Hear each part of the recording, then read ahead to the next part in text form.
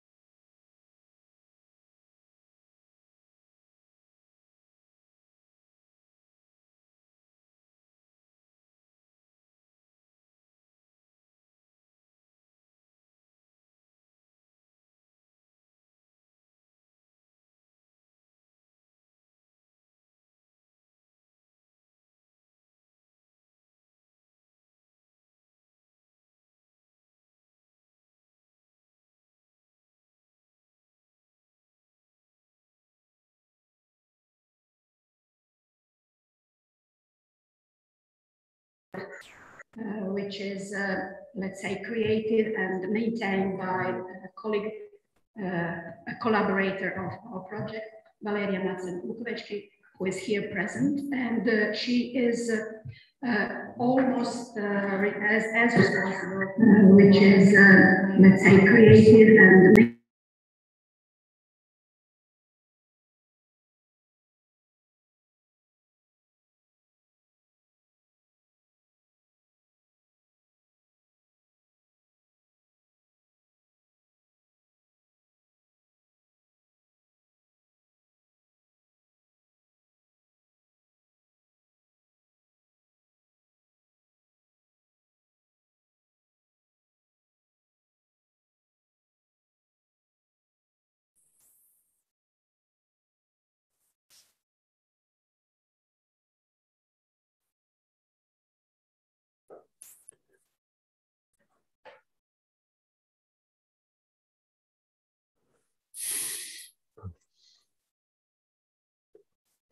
Mamma mia, non si sente niente.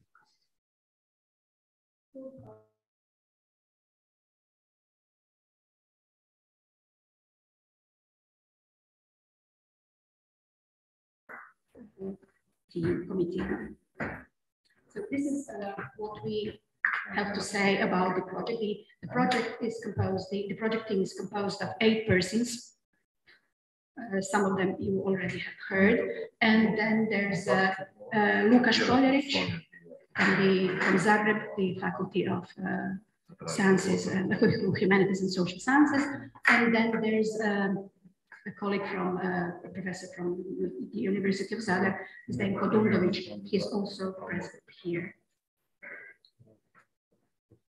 All of our team members are familiar with all the research work that we have to do, mostly in the archives. And our emphasis within the project is on papal diplomacy. Papal diplomacy from the very beginnings of relations of the papacy with Adriatic, Eastern Adriatic, to the very present day.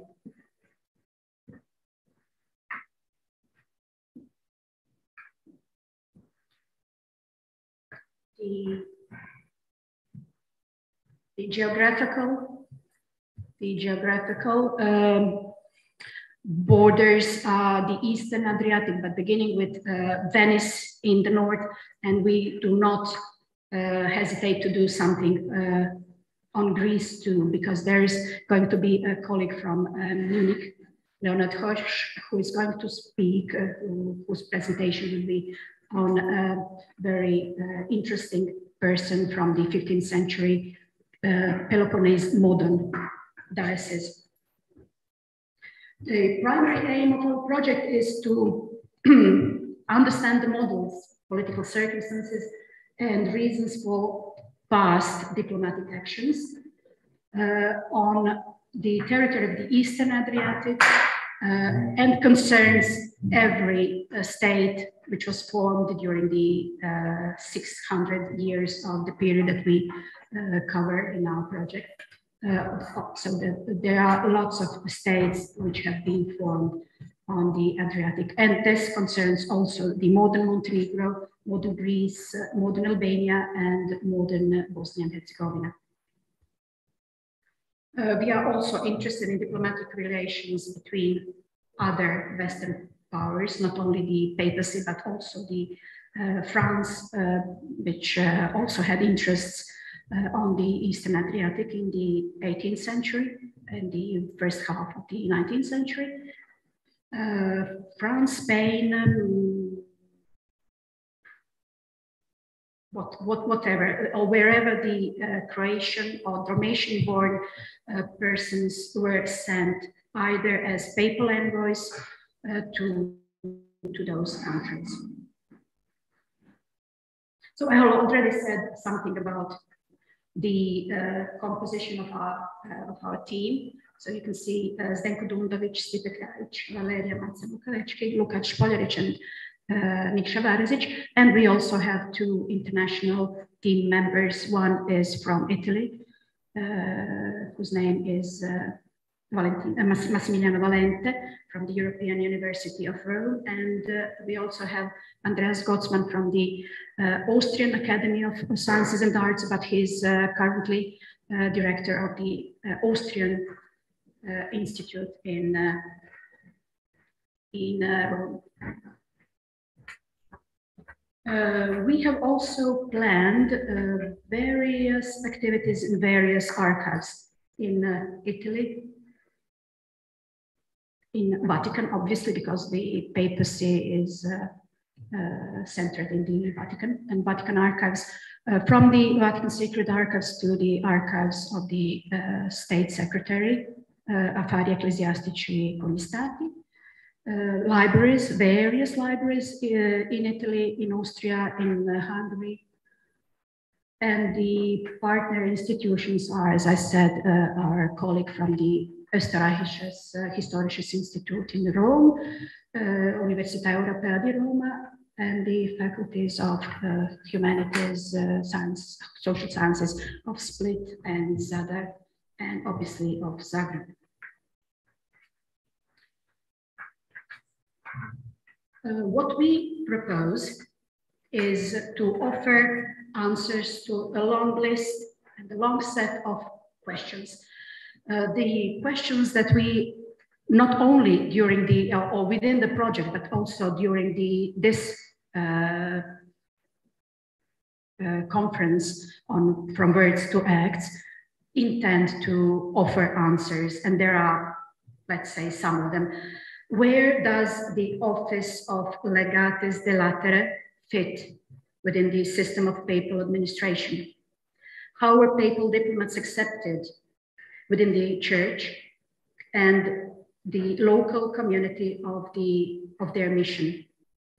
How did they fit into the local church system?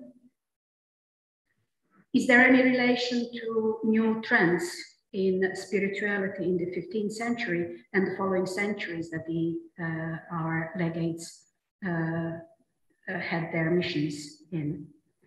Did the legates strictly follow general rules designed in the very center of the Western Church in Rome, in the Curia?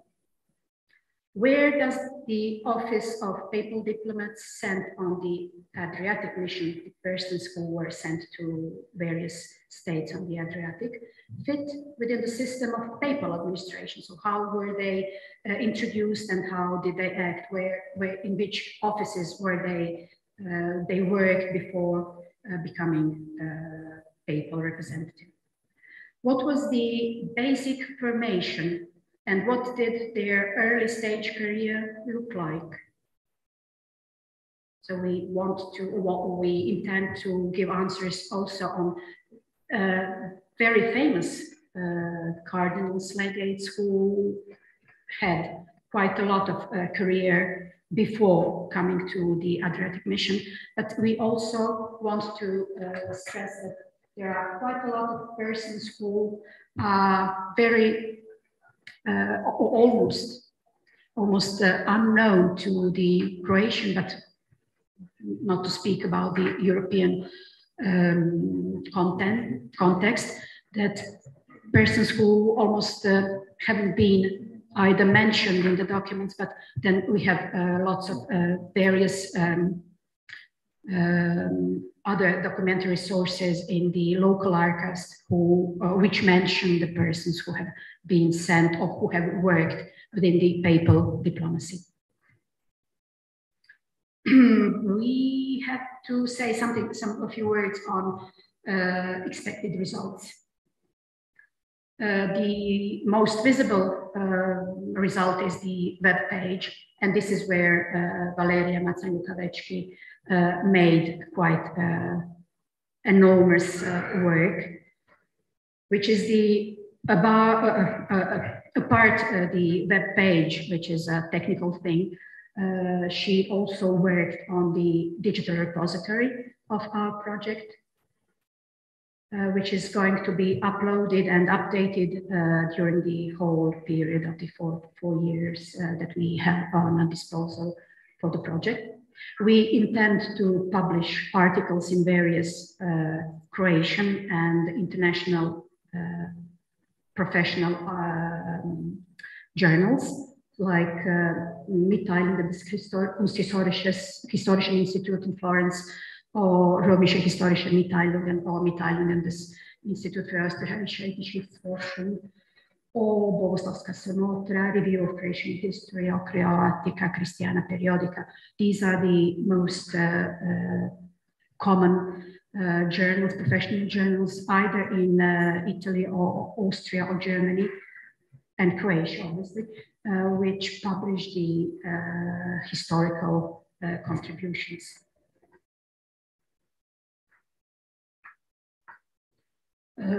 We also intend, and we have also done quite a lot on conference participation. There are the most important conference within the project that we organize is this one, From Words to Acts, Written Sources for the Reconstruction and Understanding of Diplomatic Negotiation. And this is why I'm very proud to talk to you about the project. We also have within the project a bibliographical laboratory, which contains quite a lot of bibliographical work that we have done. We have collected a huge amount of publications, either books or articles, which cover the European and Adriatic or papal diplomacy. The final result of our project would be 2 publications, which is the sources on Renaissance and early modern papal diplomacy and the Eastern Adriatic, and the final one is the Europe diplomacy and the Adriatic, which is due to be published in 2023. We have made a short timeline of our project, which gives you the idea of what the COVID pandemic has caused, which troubles has caused to the work on our project. You can see the yellow things and let's say celeste, blue, highlighted things. This is what we planned to do and what we couldn't do because it was postponed. Some of the conferences have been postponed from 2020 to even 2022.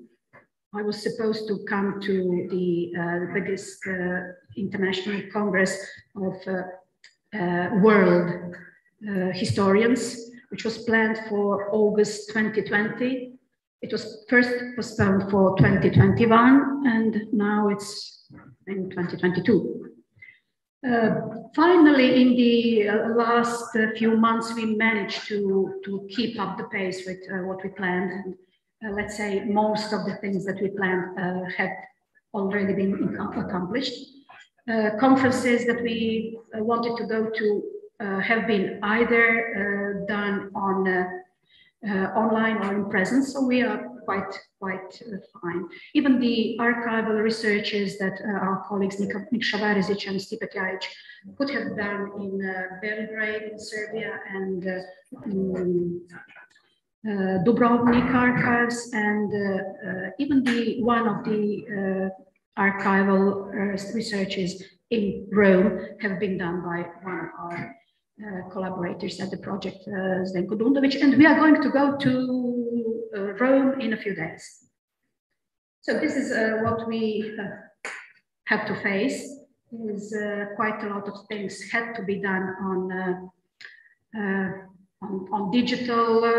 digitalized documentation, because originals were unfortunately, regretfully unavailable for the moment, but we hope we are going to do it.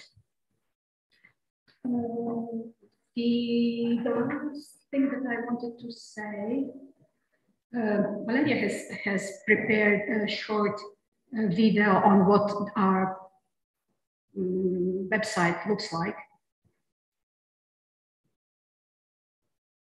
And while I'm going to speech, the presentation is going to be available for you to be seen.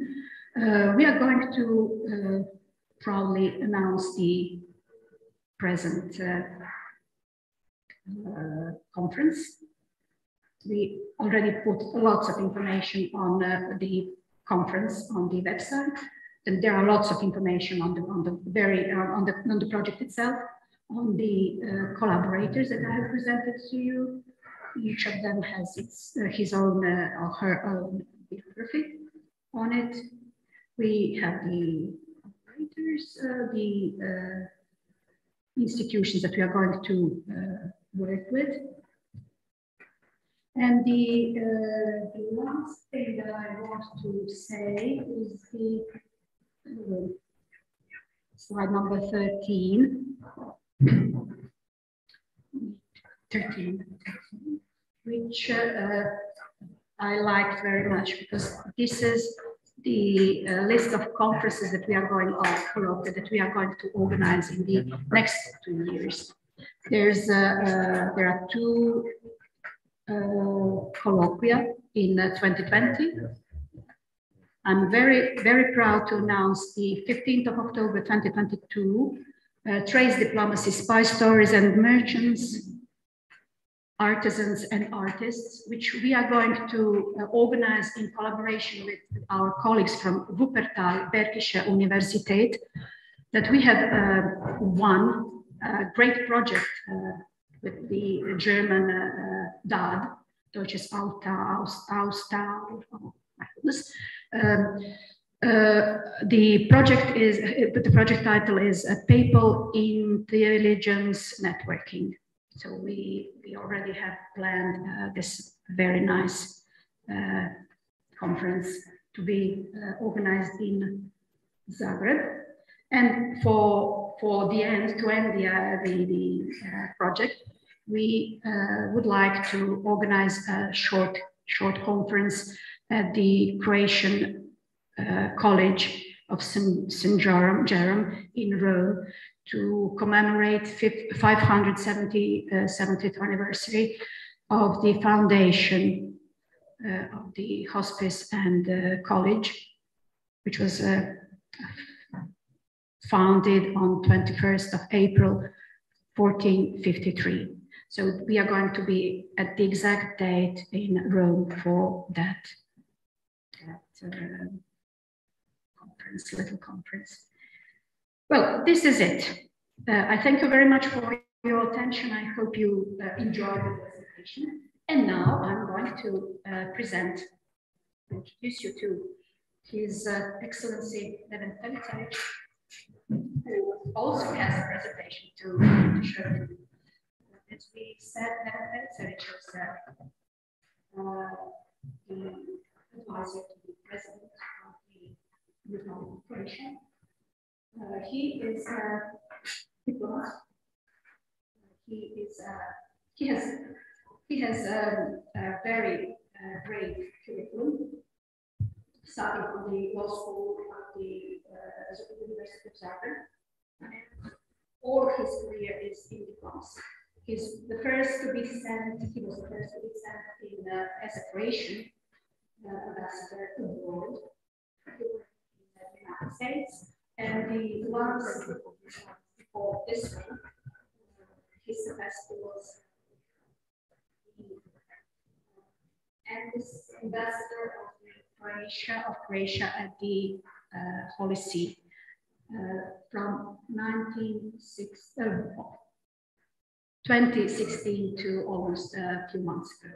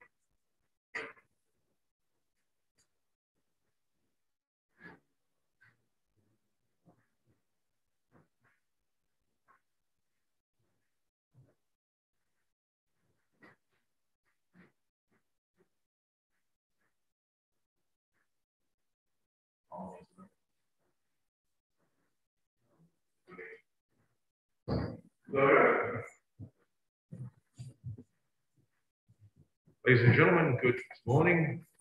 I'm very honored to be here, as I'm an outsider to your world. And I'm not a historian, I'm a lawyer, and I'm a person that has had, as Jadranka has mentioned, she said, maybe you should talk to us because you had a privileged access to the Vatican archives. In a way, because I was the ambassador to the Holy See for 5 years, almost 5.5 years. and that's true. I was working with the people or knowing people in who are interested or who are working in the Vatican archives. I'm interested in history for a while. And then it turned out that actually during the COVID, I managed to do something that otherwise I would not have time to do because Italy went into lockdown, and I worked a little bit behind the scenes. So this resulted in a discovery, and the discovery is quite interesting for people, especially people in Croatia. And I'll just do a short presentation of how this happened.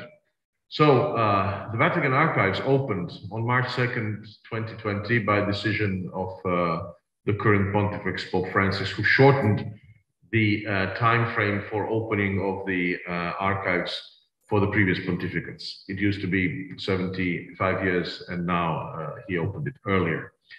A few days early, before that, they had a press conference and a presentation in Antonianum.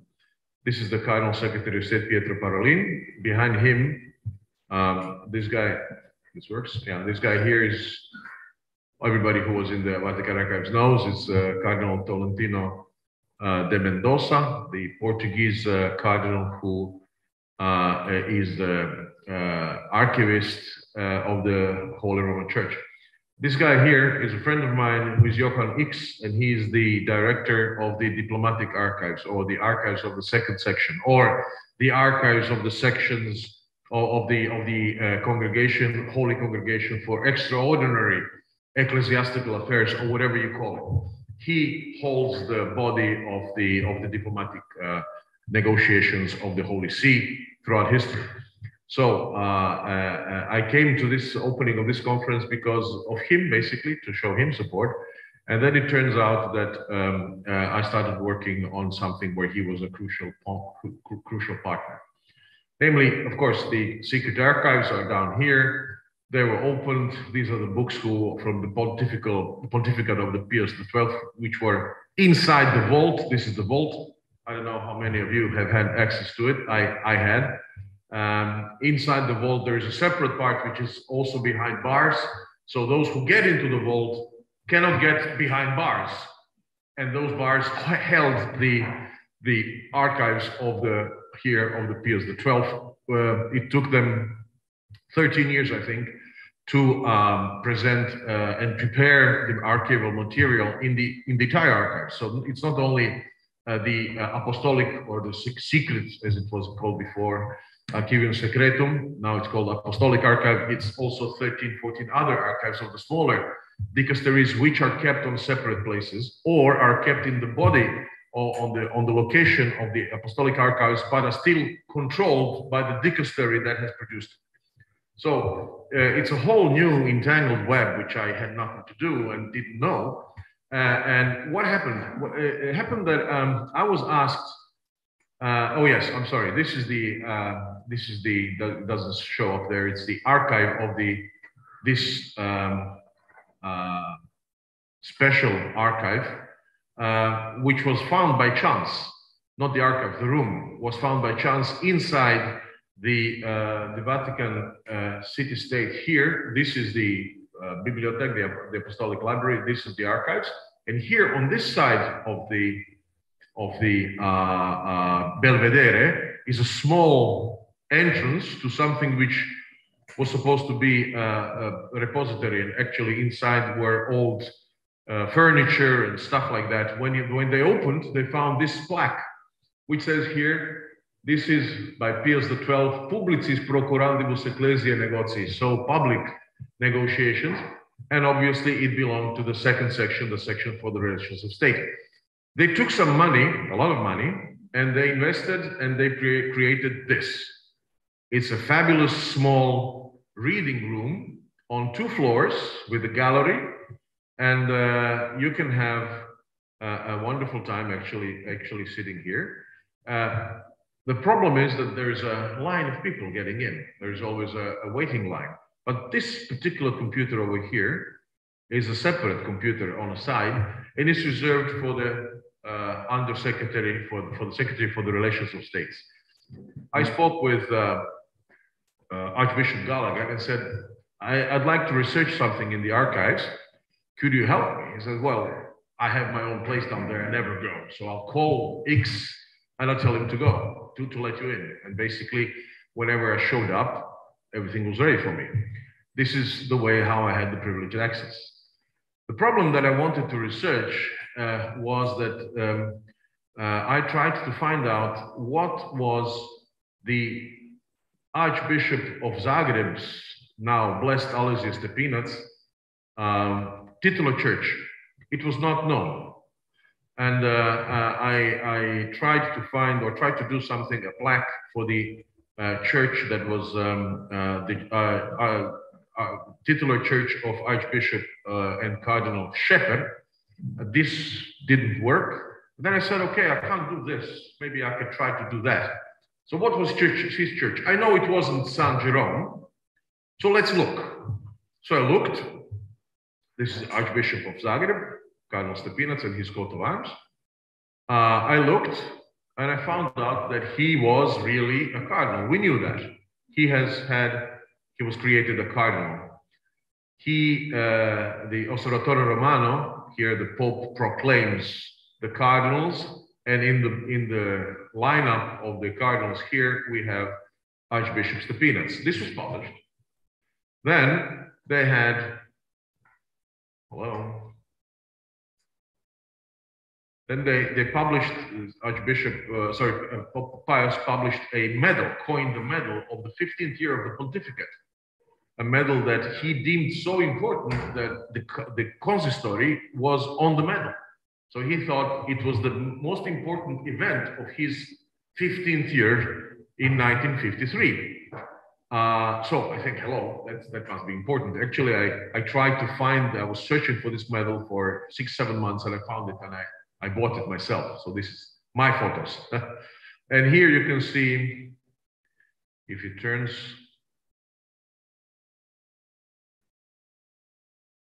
you see the medal itself, and what it says here around is ex multis gentibus purpuratorum patrum ordo completus. We completed the order of the purple fathers, so the order of cardinals. Then, of course, it was quite easy to find the Annuario Pontificio, Annuario Pontificio, which had, of course, listed the Cardinal Stepinac among the cardinals, and it listed his own initials, his own inset here, and it says his biographical data by the Pope Pius, creato, pubblicato nel concistoro, titolo di Fridaz, impedito, prevented. Then I looked in the Acta Apostolica Series. You have to have a cardinal, and everything needs to be published with regards to the cardinal. So over there, again, I found he was created a cardinal, validly created. He was publicly proclaimed, so there's no question about it. And he has no church over there, also 3 dots. The only point at any cardinals that I found has no church, and that is canonically impossible. You have to become a member of the clergy of Rome in order to be able to elect the Pope. The Pope being the Bishop of Rome, the only bishop in Latin Church that is actually elected. And it's elected by whom? By his own clergy. So to continue this fiction that the clergy of Rome elects the Pope, all cardinals become members of the clergy of Rome. So election by the clergy, by the cardinals, creates a Pope. So you could not participate in the main issue, the main point of being a cardinal. The only thing that is reserved for cardinals is the job of electing a Pope. If you don't have a titular church, you're not incardinated in the clergy of Rome. If you don't have the church, you are not member of the cardinals' order. Obviously, he was. So now, what is the discrepancy? So again, I used, this is now already lockdown time. And so I used telephones and asked people in Vatican who were working. The problem was that they did not take meetings. So, but then they had nothing to do, theoretically. They had a lot of their free time on their hands, as I did on my side, because we could work only occasionally. So complete lockdown, and I started calling people. The dicastery for bishops. Do you have anything on Cardinal subpoenas? Of course we do. Could you find out? Yes, no problem. But did you look in the Acta Apostolicae Sedis? Yes, I did. Did you look in the Anari? And they don't have it. Strange. So they looked nothing. Do you have office of the, various offices, Secretariat of State? We have nothing. The Apostolic Archive, we have nothing. We have a file in subpoenas, but there's nothing. Then I said, okay, maybe the Cardinals, College of Cardinals, and hello, College of Cardinals had something. You'll see it later. The problem was, I reordered this recently, but the key point was actually found that started unraveling this thing was in the Dr. X's archives, the archives of the diplomatic archives, where they said they found a cable. That cable was sent on today's date, the 29th of November, 69 years ago. So this is why I asked to be talking today, because it's a nice coincidence. Today, 69 years ago, Monsignor Giovanni Battista Montini, not yet a bishop, only Monsignor, takes his new post. Today was his first day on the job of the Pro-Secretary of State. Pope Pius XII did not have Secretary of State. He held this office for himself. He nominated Pro-Secretaries of State. So on this day, in 1952, Giovanni Battista Montini, Monsignor, who was a sostituto, was promoted to Pro-Secretary of State, took up his new offices where now Cardinal Parolin stays, and this is him with the Pope. This is his signature, Sostitutus Secretary Status, that is before today's date in 1952. And he decides, this is a little bit slow, on today's date, to send a coded cable to Belgrade. In this coded cable, he announces something that will eventually be published only a few hours later, in the afternoon of the same day, which is the Pope is going to create 24 new cardinals, among which one is going to be Archbishop Stepinac. He was very keen, as the Secretary of State, to let the Nunciatura in Belgrade, the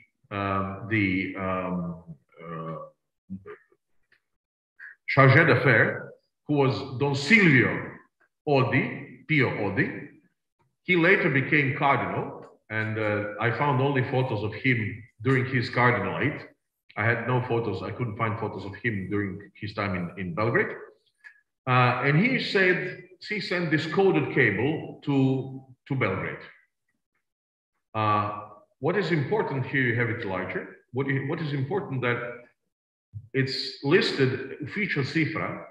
It's only one line, one sentence, which says, "I'm happy to communicate to your most reverend Father that Holy Father will elevate to the Holy Purpur His Excellency Monsignor Stepinac in the secret consistorium of 12th January, Montini." Now, this is important. Why?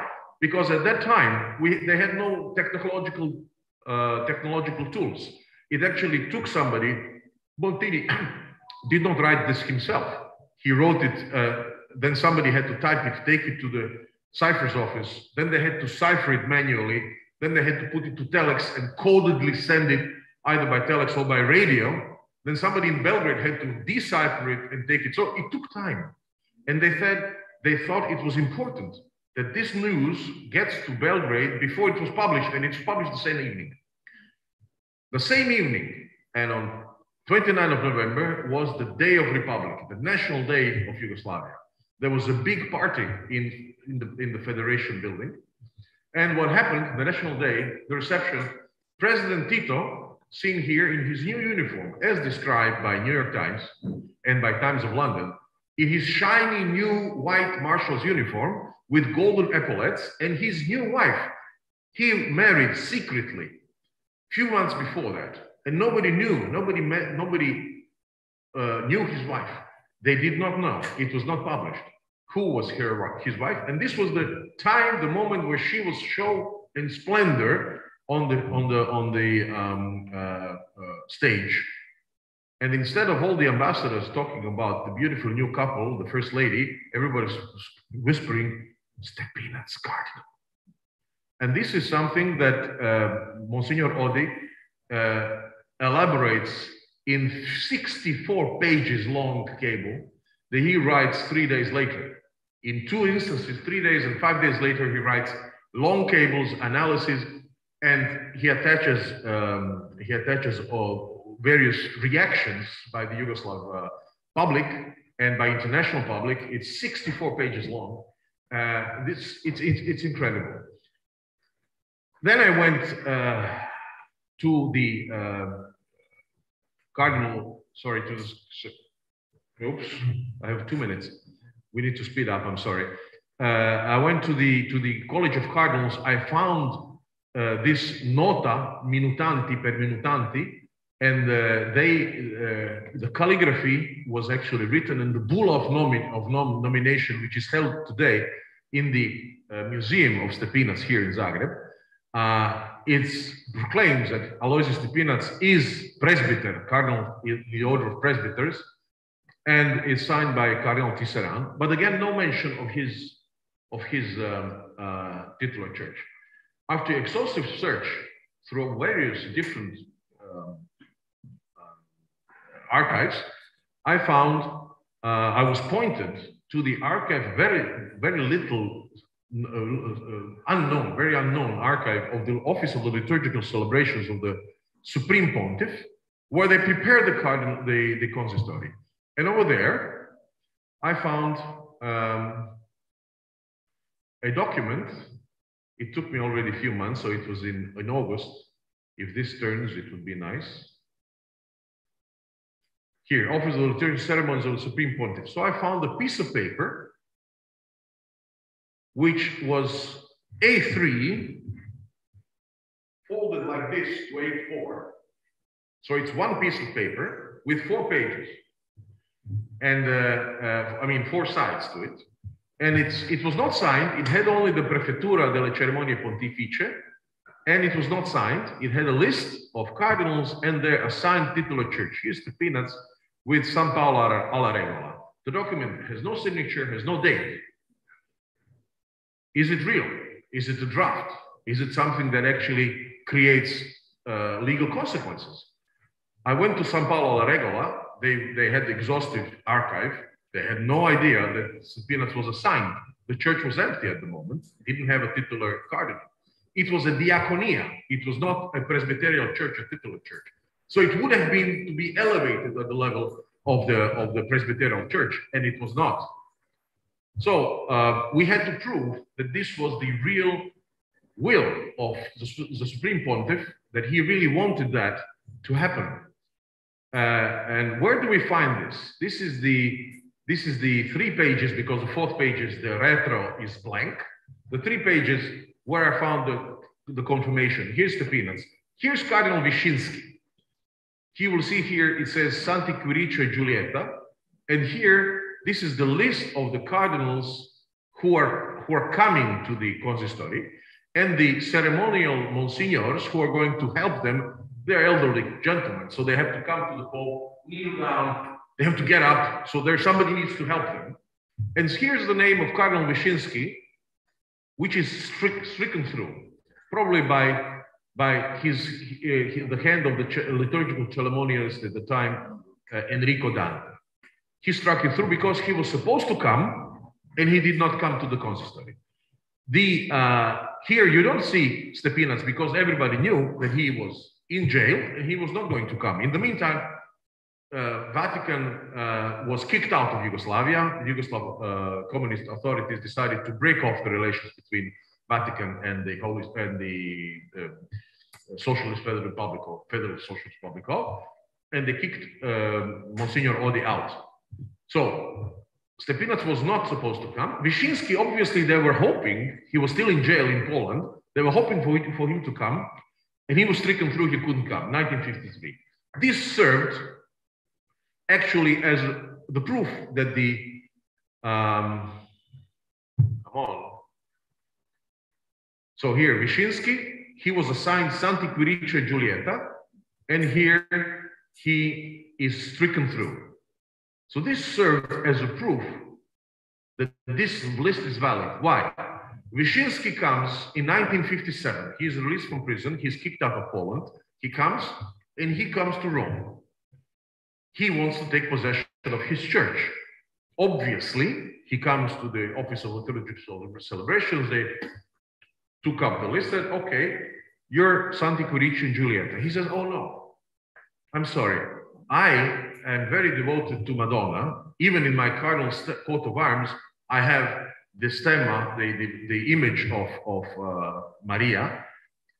Santa Maria in Trastevere is free. Could I have that?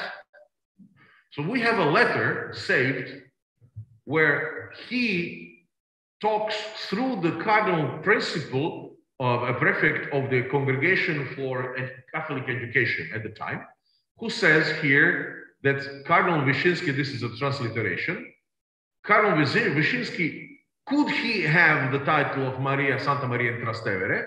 This is written to Sostituto della Segreteria di Stato, and Sostituto, Monsignor Dell'Acqua, at the time, presents this to the Pope.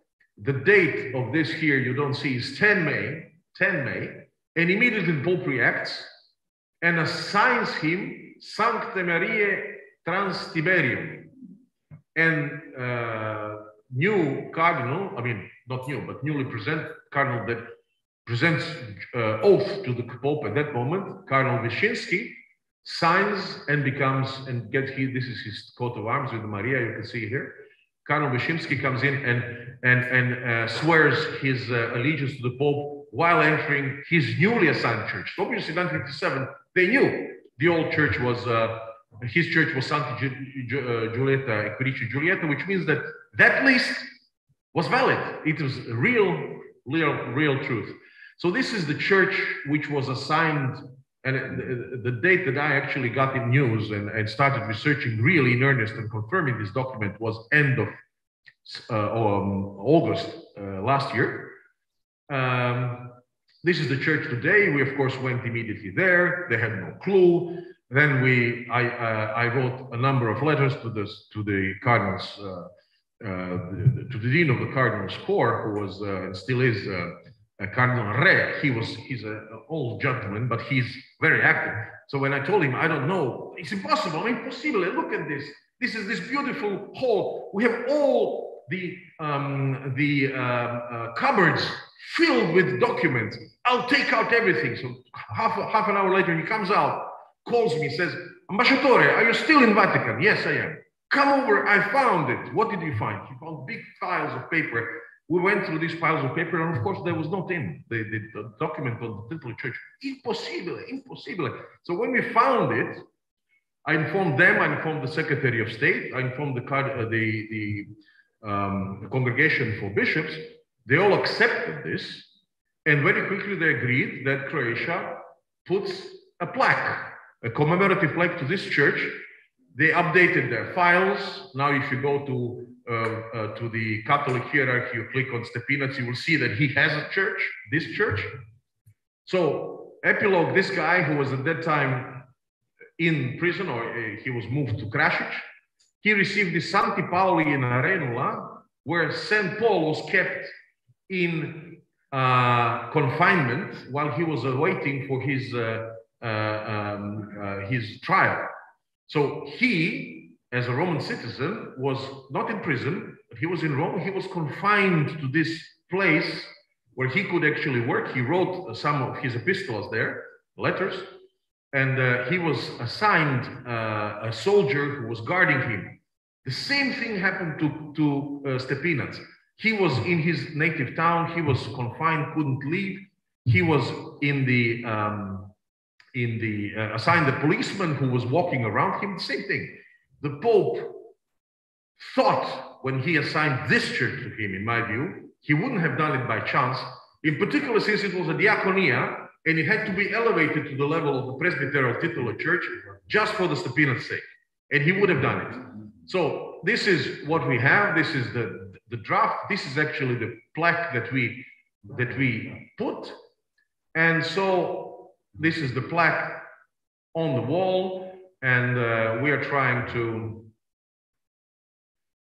this is the consecration. This is Cardinal Monterisi, who is current titular cardinal of this church. And we had a pandemic small mass, only a few people. Here you can see just a few people, 2 archbishops and 1 cardinal who commemorated this plaque in a side chapel of this church, which is called Scola Sancti Pauli, which commemorates exactly the fact that St. Paul was writing his letters here. So that's it. And just a small thing, this young, at that time still young, relatively young, Monsignor presided over the rupture of diplomatic relations between Yugoslavia and Holy See, and in 1971, he, as a pope, receives President Tito after the re-establishment of the diplomatic relations.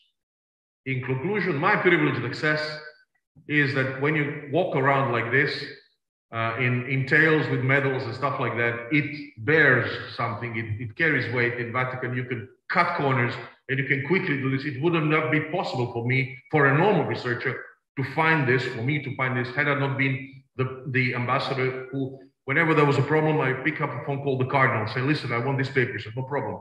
Come tomorrow, my archivist will have it for you ready. I know that you all who research in the Vatican access have completely different access to that. Thank you very much.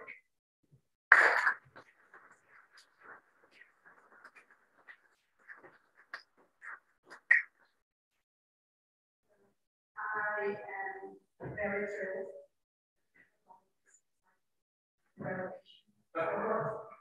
Privileged person can achieve.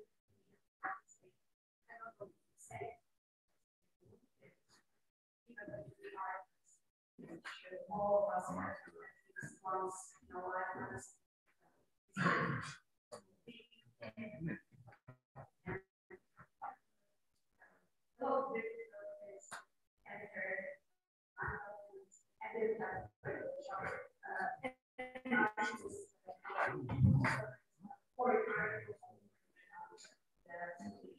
All of us have to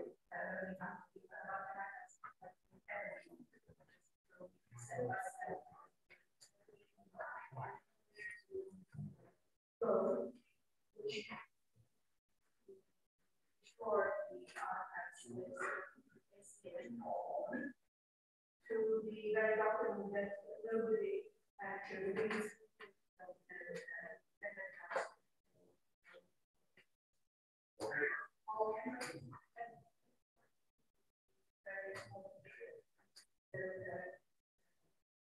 excellency within the show. I'm privileged person as Thank you very much. Now, start working seriously. The session decided by Thursday starts. And please like to say everything about the persons who are on the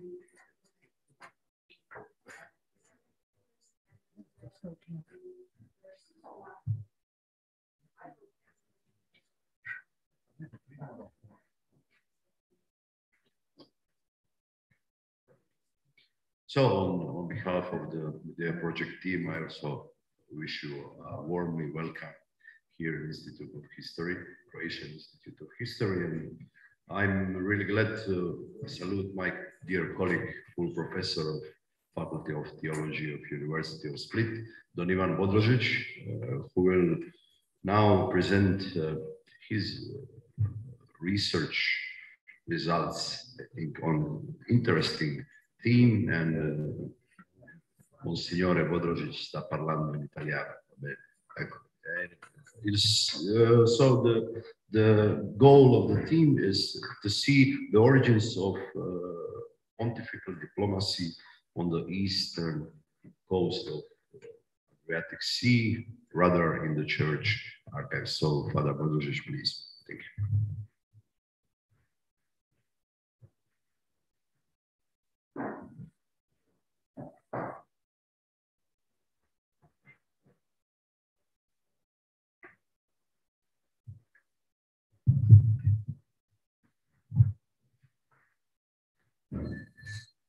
Prima di tutto un cordiale saluto a tutti. Ringrazio il professor Neralic.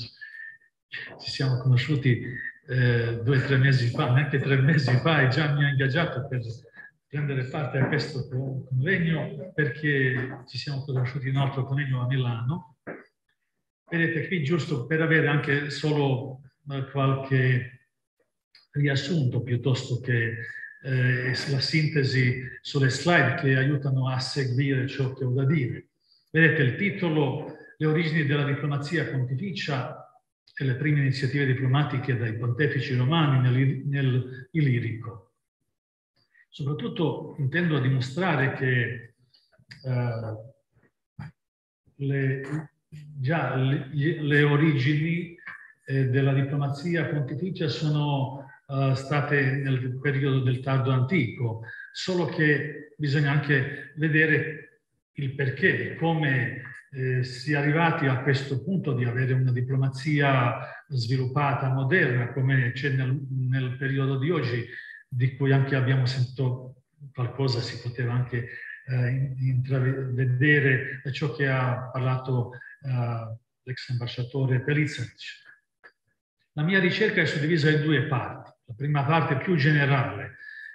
Vorrei anche spiegare le origini della diplomazia proprio come tale, com'era in quel periodo, e varie missioni diplomatiche in quel periodo del soprattutto IV-V secolo, ma poi anche qualche accenno sulle attività nel VII secolo, quando è arrivato il popolo croato dalle parti dell'Adriatico, e quindi i primi contatti con la sede di Pietro, la Santa Sede, o la sede apostolica, come veniva chiamata in quel tempo.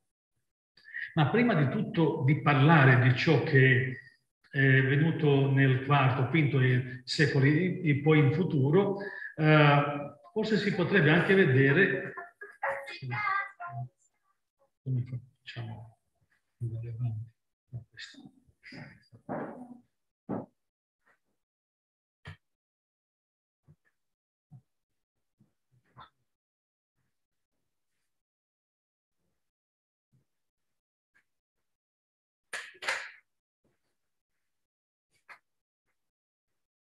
Tanto io vado avanti, se si riesce a far partire anche il proiettore sarà più facile da seguire. Ma comunque, prima di andare, di tornare nel passato, nel periodo del IV-V secolo, vorrei dare una definizione della diplomazia della Santa Sede, ossia di dire che cosa sono le nunziature apostoliche o il ruolo dei nunzi apostolici, che sono i diplomati che poi rappresentano la Santa Sede in varie nazioni o stati.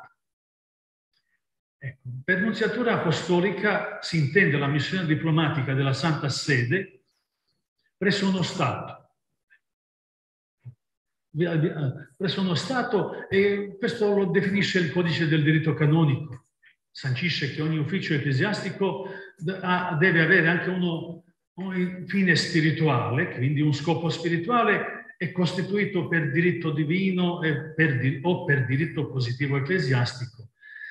Poi ne emerge che l'ufficio del nunzio accreditato, come capo missione, responsabile della nunziatura, sia il delegato apostolico inviato in missione presso le chiese particolari, oppure può rappresentare la Santa Sede presso i singoli stati. Così abbiamo praticamente oggi, per definizione, per ciò che dice il codice del diritto canonico, sono praticamente 2 uffici, 2 doveri importanti di ogni nunzio apostolico. Il primo è di informare la Santa Sede la sede apostolica sulle condizioni della Chiesa particolare, quindi di osservare bene che cosa avviene in una Chiesa particolare, quindi in un territorio di una nazione magari. E il secondo ruolo è quello di adoperarsi per promuovere tutto ciò che riguarda la pace, il progresso e la cooperazione tra i popoli. Quindi il primo scopo è quello spirituale, ecclesiastico, il secondo, possiamo dire, diplomatico-politico nel senso più stretto, perché il dovere di un diplomatico vaticano, di un nunzio, è di anche collaborare con il corpo diplomatico che c'è nello Stato rispettivo, con i rappresentanti del potere e così via. Quindi sono due funzioni principali di un nunzio apostolico. Come si vede da questi canoni del diritto canonico, queste sono due missioni, due compiti stretti, speciali per ogni nunzio apostolico. Però queste funzioni si sono sviluppate durante un periodo più lungo e si sono poi perfezionate.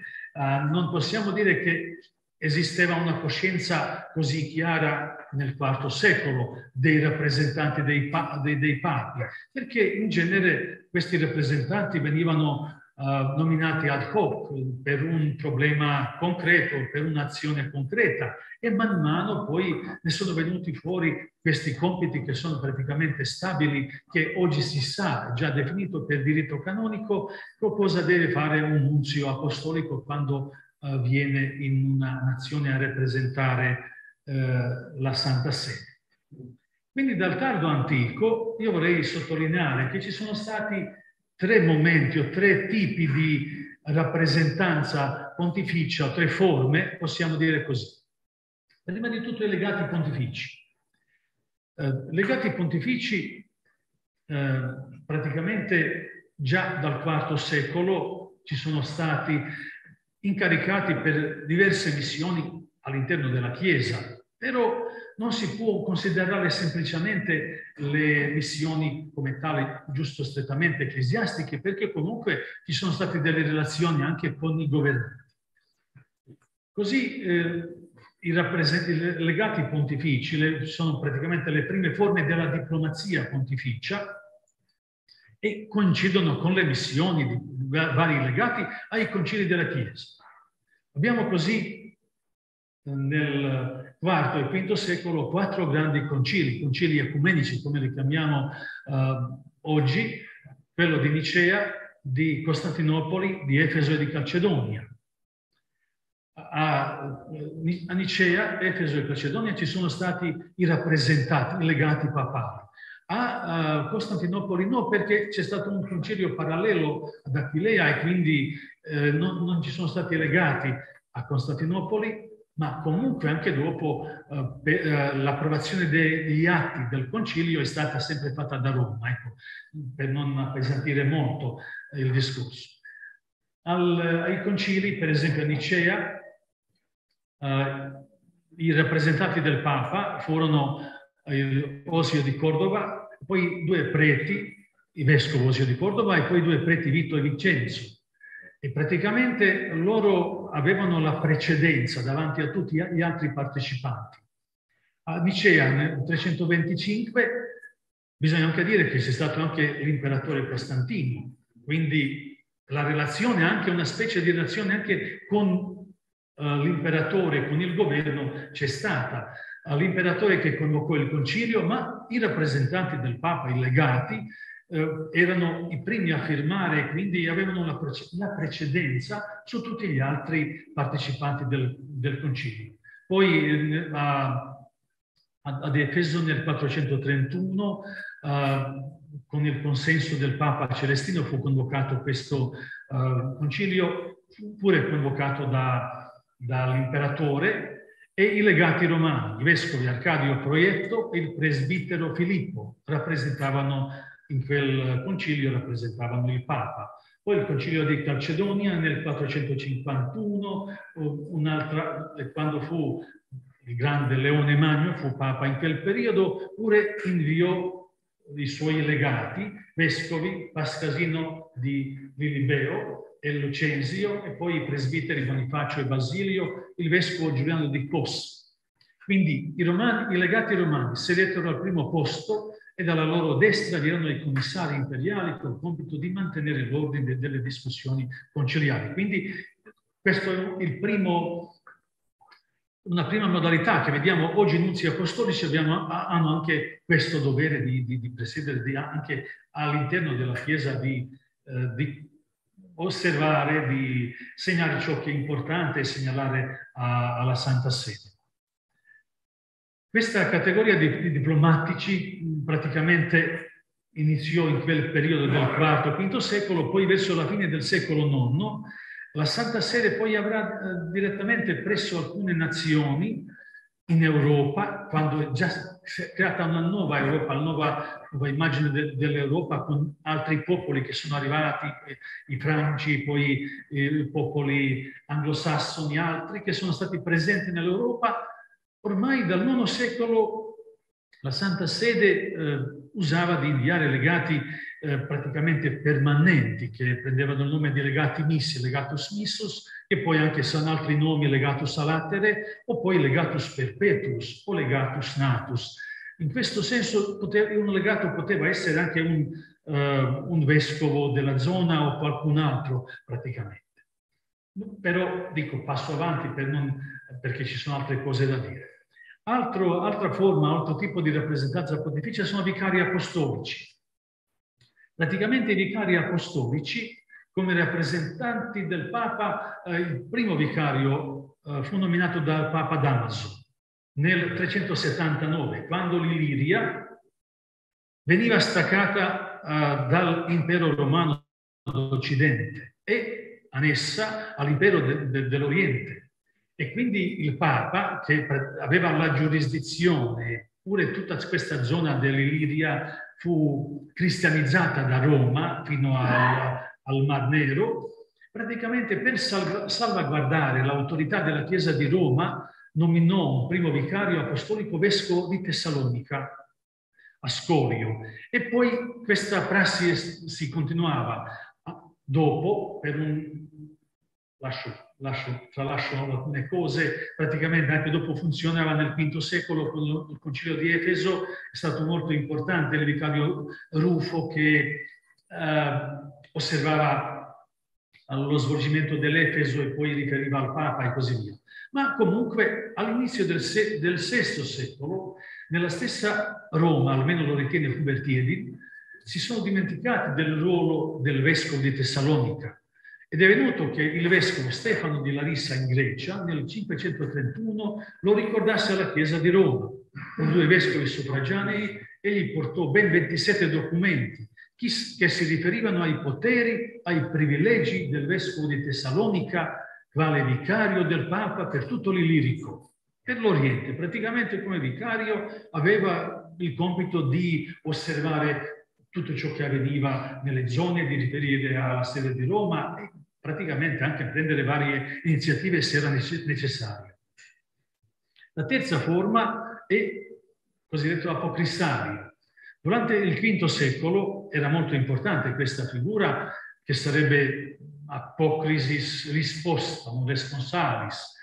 Questa figura crescerà notevolmente quando Bisanzio, Costantinopoli diventò Nuova Roma e ormai gli imperatori erano di là e poi l'impero dell'Occidente è caduto nel 476, non c'era più Roma antica come capo dello Stato, cioè la sede dello Stato, e praticamente le funzioni pian piano prendeva Costantinopoli.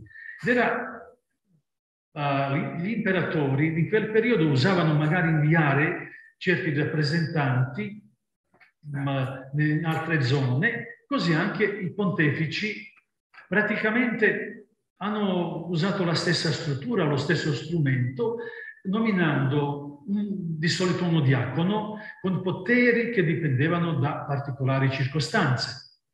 Il Papa nominava un diacono che aveva il dovere di stare lì a Costantinopoli a mantenere il contatto con l'imperatore, perché ormai l'impero dell'Occidente non c'era e funzionava ormai diversamente con la caduta e poi con l'arrivo di altri popoli. Però la sede petrina manteneva i rapporti con quell'impero che veniva definito un impero cristiano, come quello di Bisanzio. Il primo apocrissario pontificio fu Giuliano, vescovo di Kos, nel 453, dopo il concilio di Calcedonia, che poi sempre provocò altre discussioni, che qua non si può parlare di queste discussioni. Comunque era indispensabile nominare qualcuno che fosse una specie di connessione tra Roma e Costantinopoli. Poi ecco, andiamo adesso avanti magari per vedere quali erano uno dei apocrisari era anche il grande Papa Gregorio Magno, uno dei apocrisari che per un periodo fu lì a Costantinopoli come rappresentante del Papa. Adesso, come seconda parte del mio intervento, sono le missioni diplomatiche che riguardano la sponda orientale dell'Adriatico, quindi le nostre zone. Possiamo prima di tutto dire che in quel periodo Salona aveva buoni rapporti con Roma. Ritengo che poi la chiesa di Salona fu stabilita praticamente direttamente per volontà del Papa di Roma. Comunque qua non è la sede di parlarne più di tanto. Comunque era come sede. All'inizio del V secolo possiamo anche supporre che era una sede metropolitana, perché abbiamo una lettera del Papa Zosimo all'inizio del V secolo che diede l'incarico al vescovo Esigio di Salona di vigilare che le ordinazioni sacerdotali venissero fatte secondo le antiche tradizioni, incaricandolo pure di trasmettere questo ad altri vescovi della provincia e oltre Dalmazia, quindi tutta Dalmazia e Pannonia probabilmente. Gli studiosi da ciò concludono che il vescovo di Salona, con la lettera papale, ha ricevuto i poteri metropolitani. Quindi un incarico particolare, come abbiamo visto, poteva essere una specie di vicario, ma anche come per certe cose limitate, come una specie di vicario o legato papale.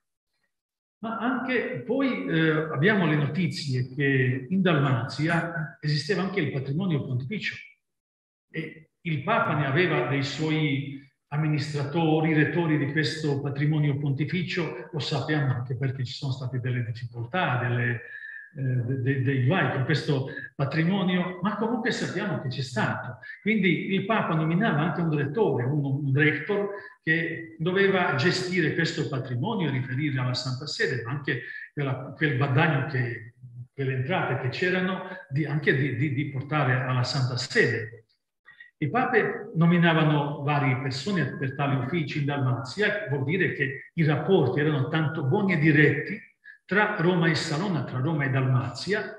Come l'ho detto, ritengo che il cristianesimo ha ricevuto la forma completa proprio con un intervento da Roma. Vuol dire che la sede petrina, la principale sede della cristianità, ha procurato il vescovo lì a Salona, ha nominato un vescovo e quindi ha potuto concludere questo processo del nascere e dello sviluppo di una chiesa.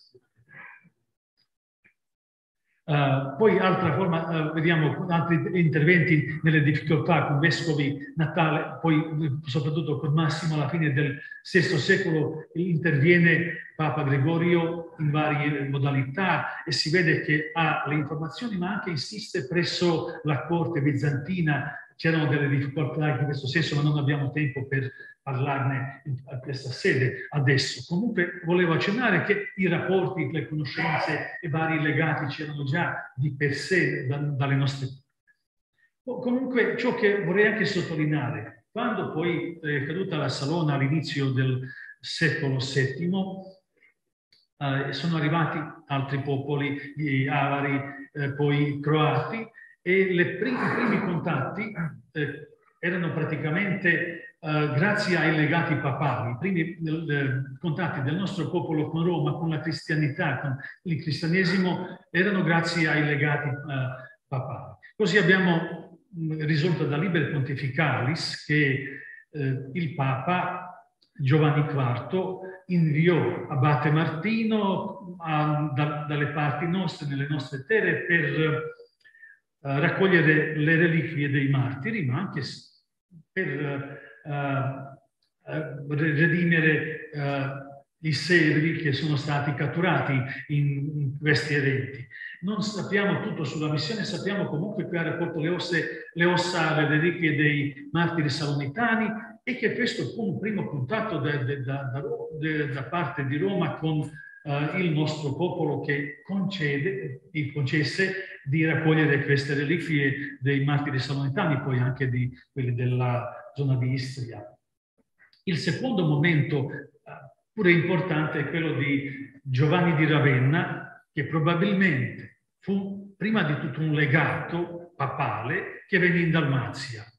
Poi diventò vescovo, cioè colui che organizzò Spalato come sede, dove spostò praticamente la sede di Salona, la spostò a Spalato. Ma ciò che vorrei sottolineare qui è soprattutto la sua funzione di legato. Eppure una testimonianza di questi rapporti potrebbe essere anche cosiddetto evangeliario spalatense o l'evangeliario di Spalato, di cui ritengono gli scienziati. Non abbiamo una definitiva risposta su quello evangelistaro, ma che praticamente certo che non è stato scritto a Salona. C'è stato delle teorie che fu scritto a Salona, ma sembra che le tesi più probabili che questo evangelistaro venuto con un legato papale. Probabilmente Giovanni di Ravenna è venuto come un regalo da parte di Papa, che già in quel periodo si usava che i papi, per creare dei legami e contatti con i nuovi popoli, i loro principi, usavano di portare qualche dono, qualche regalo per i rappresentanti delle autorità. E probabilmente questo evangelistaro è stato portato in questo modo come un regalo che portò un legato, che fu Giovanni di Ravenna, che dopo fu scelto anche di essere vescovo di Stato. Ecco, vi ringrazio per l'attenzione. Se c'è qualche bisogno di spiegazione, magari dopo una discussione. Grazie.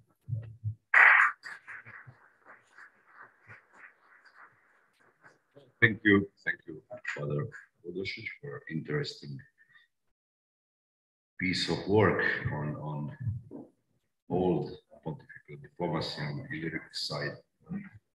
So the next one is dear Professor Stéphane Giovanni, our colleague and friend from École François de Rome of University of Lumière of Lyon, and also Professor Giovanni sta parlando in italiano sul tema riflessioni sulla libertas dalmata croata nella documentazione pontificia di Gregorio VII e Innocenzo III. Carissimo professore, prego.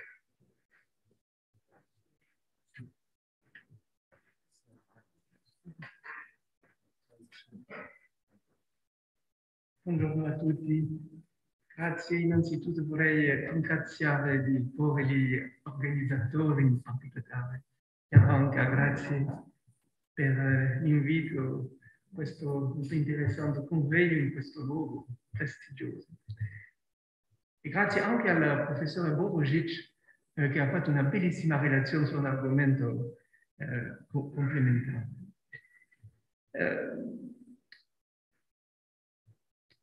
Dunque, le origini della diplomazia pontificia nell'Illirico, sulla quale il Codex Diplomaticus ci dà un'informazione più precisa dall'VIII secolo in poi. Non so se funziona.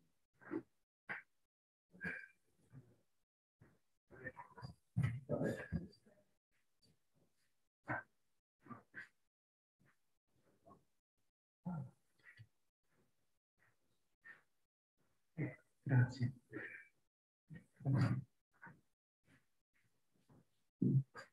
È difficile datare l'origine dei legami tra la Chiesa di Roma e la Dalmazia, La leggenda dell'apostolicità del cristianesimo dalmato fa risalire la cristianizzazione di Salona, sappiamo un discepolo di San Pietro, Domio, ma sappiamo che questa leggenda che legittimò l'autorità papale sulla Dalmazia sicuramente non è anteriore al X, forse XI secolo. Ma in ogni caso è ogni tanto difficile separare storia e leggenda in questi racconti medievali rispetto, per esempio, al culto dei santi dalmati, dei quali Papa Giovanni IV, come l'abbiamo appena visto, egli stesso di origine dalmata, fece portare le reliquie a Roma nel VII secolo nella cappella di San Venanzio del Battistero del Laterano, di cui questo famoso mosaico trasmette il ricordo. Ma questa ricostruzione delle relazioni privilegiate tra le sedi dalmate e Roma non deve nascondere le numerose tensioni che hanno costellato questa storia movimentata prima dell'abbandono di Salona all'inizio del VII secolo. Se le lettere papali riflettono una grande fiducia verso alcuni vescovi, le tentazioni ariane della Chiesa di Salona e la volontà di indipendenza di più vescovi che non tolleravano i richiami di Roma suscitarono tensioni che culminarono nei 3 capitoli nel VI secolo e poi alla fine del VI secolo nel tentativo da Gregorio Magno, tentativo fallito, di controllare la successione del vescovo ribelle di Salona, Natalis, nel 593. L'abbandono di Salona all'inizio del VII secolo non ha posto fine né alle tensioni né alle difficoltà per il papato di esercitare la propria autorità su una regione segnata dall'influenza dello spazio bizantino, ovviamente, e dalla volontà di autonomia nei confronti dell'autorità romana. Malgrado questi molteplici ostacoli, una nuova tappa è segnata da nuovi sforzi della diplomazia pontificia tra l'VIII e il IX secolo. La diplomazia pontificia che tentò di legittimare e di rinforzare la propria autorità sulla regione e di ottenere la fedeltà delle chiese e della dinastia croata, che ottennero in cambio una maggiore libertà, cioè una più grande autonomia nei confronti di poteri locali, in particolare l'aristocrazia filobizantina, ma anche il crescente potere di Venezia, come lo vedremo. Questa nuova intesa tra Regno croato e Roma nell'XI secolo fu simboleggiata dall'incoronazione del re croato Zvonimir da parte del legato di Gregorio VII nel 1075, dal quale comincerò molto velocemente perché è un evento famosissimo. Dopo il regno del re Krešimiro, alla metà dell'XI secolo, che fece molte importanti donazioni ai monasteri benedettini legati all'abbazia di Monte Cassino e dunque legati al papato nella metà dell'XI secolo, prima della riforma gregoriana, l'incoronazione del suo successore Zvonimiro dal legato del Papa rinforza ancora i legami tra il regno di Croazia-Dalmazia e il papato, come si vede in questa lettera molto famosa del re croato Zvonimir a Gebison, il legato di Papa Gregorio VII. Bisogna insistere prima, come l'ha fatto il professore, sul ruolo fondamentale degli uomini del Papa, cioè i legati. Ha parlato benissimo dell'Abate Martino, giovani di Ravenna, eccetera, eccetera. E nel IX secolo, nella regione, già l'esempio famoso del prete di Venezia, Ioannes, legato di Papa Giovanni VIII, era molto importante nelle trattative con Cirillo e Metodio. Possiamo ricordare anche l'esempio del più famoso legato di Gregorio VII in Dalmazia, cioè l'arcivescovo di Siponto, Gerardus, inviato come legato apostolico a Ragusa. Da questo punto di vista, la lettera di Zvonimiro al legato di Gregorio VII è davvero questa lettera molto interessante. Questo documento eccezionale segue di poco l'incoronazione di Zvonimiro nell'ottobre 1075. Neanche il principale testimone, diventato re per grazia della sede apostolica, come lo scrive, nella chiesa di Salona, alle porte di Spalato, Zvonimir si rappresenta come dux di Croazia e Dalmazia per grazia di Dio, diventato rex per lo stendardo, la spada, lo scettro e la corona. La successione degli attributi reali, vexillum, ensem, sceptrum et coronam, mostra l'apoteosi del duca Zvonimir, che le insegne della regalità rappresentano come un re potente. I termini usati, il prestigio della funzione reale assunta da Zvonimir e la menzione iniziale del vexillum conferito dal legato apostolico incarna la protezione di San Pietro, simile al vexillum Beati Petri che Papa Adriano aveva dato a Carlo Magno. Dopo esserci autorepresentato, Zvonimir proclama infatti la sua devozione e fedeltà al suo Papa, Meum Papam Gregorium, ai suoi successori e ai suoi legati. Il testo moltiplica le espressioni di fedeltà come indicato dalle parole di devozione e fedeltà, tibi Deo, spondeo et policheo, servire, comito fidelitatem, fidelis, fideliter, eccetera, eccetera. Si vede poi il re croato procedere a una nuova donazione alla Chiesa, come possiamo vederlo anche nella famosissima lapide o tavola di Bashar, che conoscete molto meglio di me, molto importante, che testimonia anche una donazione territoriale fatta dallo stesso Zvonimir all'abbazia benedettina Santa Lucina di Ottoman, e che contiene la prima testimonianza lapidaria della parola Croazia.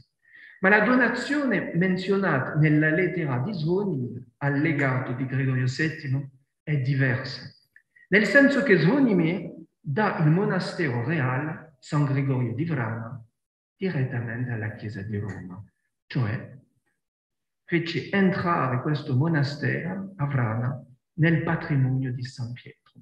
Questo è molto importante. Gli obiettivi della donazione di Zvonimir alla Chiesa romana sono vari. Innanzitutto si trattava di ringraziare Gregorio VII per aver riconosciuto la sua legittimità. Ma il re otteneva un altro vantaggio nel contesto delle minacce che pesavano sulla dinastia croata, la protezione del Papa. Una protezione spirituale, certo, ma non solo. Si trattava anche di proteggere l'integrità del regno, come possiamo vederlo in una lettera di Gregorio VII, che non aveva esitato a minacciare, qui recherebbe offesa, si può vedere qua, a quello che l'autorità apostolica ha fatto re in Dalmazia. Si parla di una lettera al nobile Miles Veselin. Infine, le donazioni concedevano al re croato di costruire un sistema monastico potente capace di assicurare la stabilità politica e spirituale del suo regno, minacciato dai conflitti ricorrenti tra la corte ed una parte dell'aristocrazia dalmata filo-bizantina che era ostile all'alleanza con Roma. Ed è per questo che la protezione di Roma dava al re croato il fondamento di una più grande libertà, cioè più grande autonomia nei confronti dell'aristocrazia dalmata e altri poteri. L'intesa tra Zvonimir e il Papa andavano al di là della persona di Gregorio VII, poiché Zvonimir diventò in seguito uno dei principali sostegni di Urbano II, che vedeva nel regno croato un alleato importante nei suoi progetti di conquista in Oriente, poco prima la prima crociata. Se il ruolo di Zvonimir nei progetti del Papa in Oriente è difficile a determinare, è chiaro che i Tirpemirovic di questo periodo hanno concesso al papato di avere un ruolo molto importante nello sviluppo, ma anche nella protezione delle città dalmato-croata, come possiamo vedere nel secondo e ultimo esempio che vorrei studiare oggi, la protezione della libertà della città di Zara nelle lettere pontificie del XII secolo. Il 17 ottobre 1954 Papa Anastasio IV diede il palio all'arcivescovo Lampregius, secondo la lunga tradizione di autonomia di cui godeva la chiesa di Zara, anche al tempo della città di Salò. Il decretale di Anastasio IV contiene un elogio della storia cristiana della Dalmazia. Ma i successori di Anastasio IV, Papa Adriano IV, che era alleato del Doge di Venezia nel suo conflitto con l'impero, cambiò idea e decise di subordinare l'arcivescovale di Zara al patriarca di Grado. Papa Alessandro III, succeduto a Adriano IV nel 1159, rafforzò anche i suoi legami con Venezia a causa dell'ostilità dell'imperatore Federico Barbarossa, che non riconosceva Alessandro III. Tuttavia, sappiamo che sulla sua strada verso la città dei Dogi per firmare il famosissimo Trattato di Venezia con Federico Barbarossa dopo la battaglia di Legnano, Alessandro III si fermò a Zara per mostrare il suo attaccamento personale alla metropoli dalmata, ma anche per mostrare la sua autorità sulla regione. La storiografia zaratina conserva un ricordo preciso di questa prima visita papale a Zara. Iscrizioni e affreschi raccontano del solenne arrivo del Papa su un cavallo bianco il 13 marzo 1177, acclamato dai fedeli che lo accompagnavano tra inni alla cattedrale di Sant'Anastasia per onorare le reliquie di Sant'Anastasia, patrona romana di Zara, simbolo dello stretto legame tra il papato e la città dalmata. La solenne processione di Papa Alessandro III a Zara illustra il rapporto privilegiato tra la Chiesa cattolica romana e la Dalmazia. È in questo contesto che va letto la bolla del nuovo Papa, Innocenzo III, che meno di un mese dopo la sua elezione, il 6 febbraio 1198, inviò un privilegio di libertà al capitolo di Sant'Anastasia di Zara. La breve Cartula Libertatis di Innocenzo III al capitolo della cattedrale di Sant'Anastasia è molto interessante. Presenta infatti il ruolo del Papa come il difensore dell'autonomia del capitolo, riferendosi alla lingua e al rito praticato a Zara. Si vede Praecorum actenus et ritum servuavit et linguam, ci ricorda anche che il pontefice esercitava la sua autorità su una metropoli che era ancora formalmente parte dell'impero bizantino.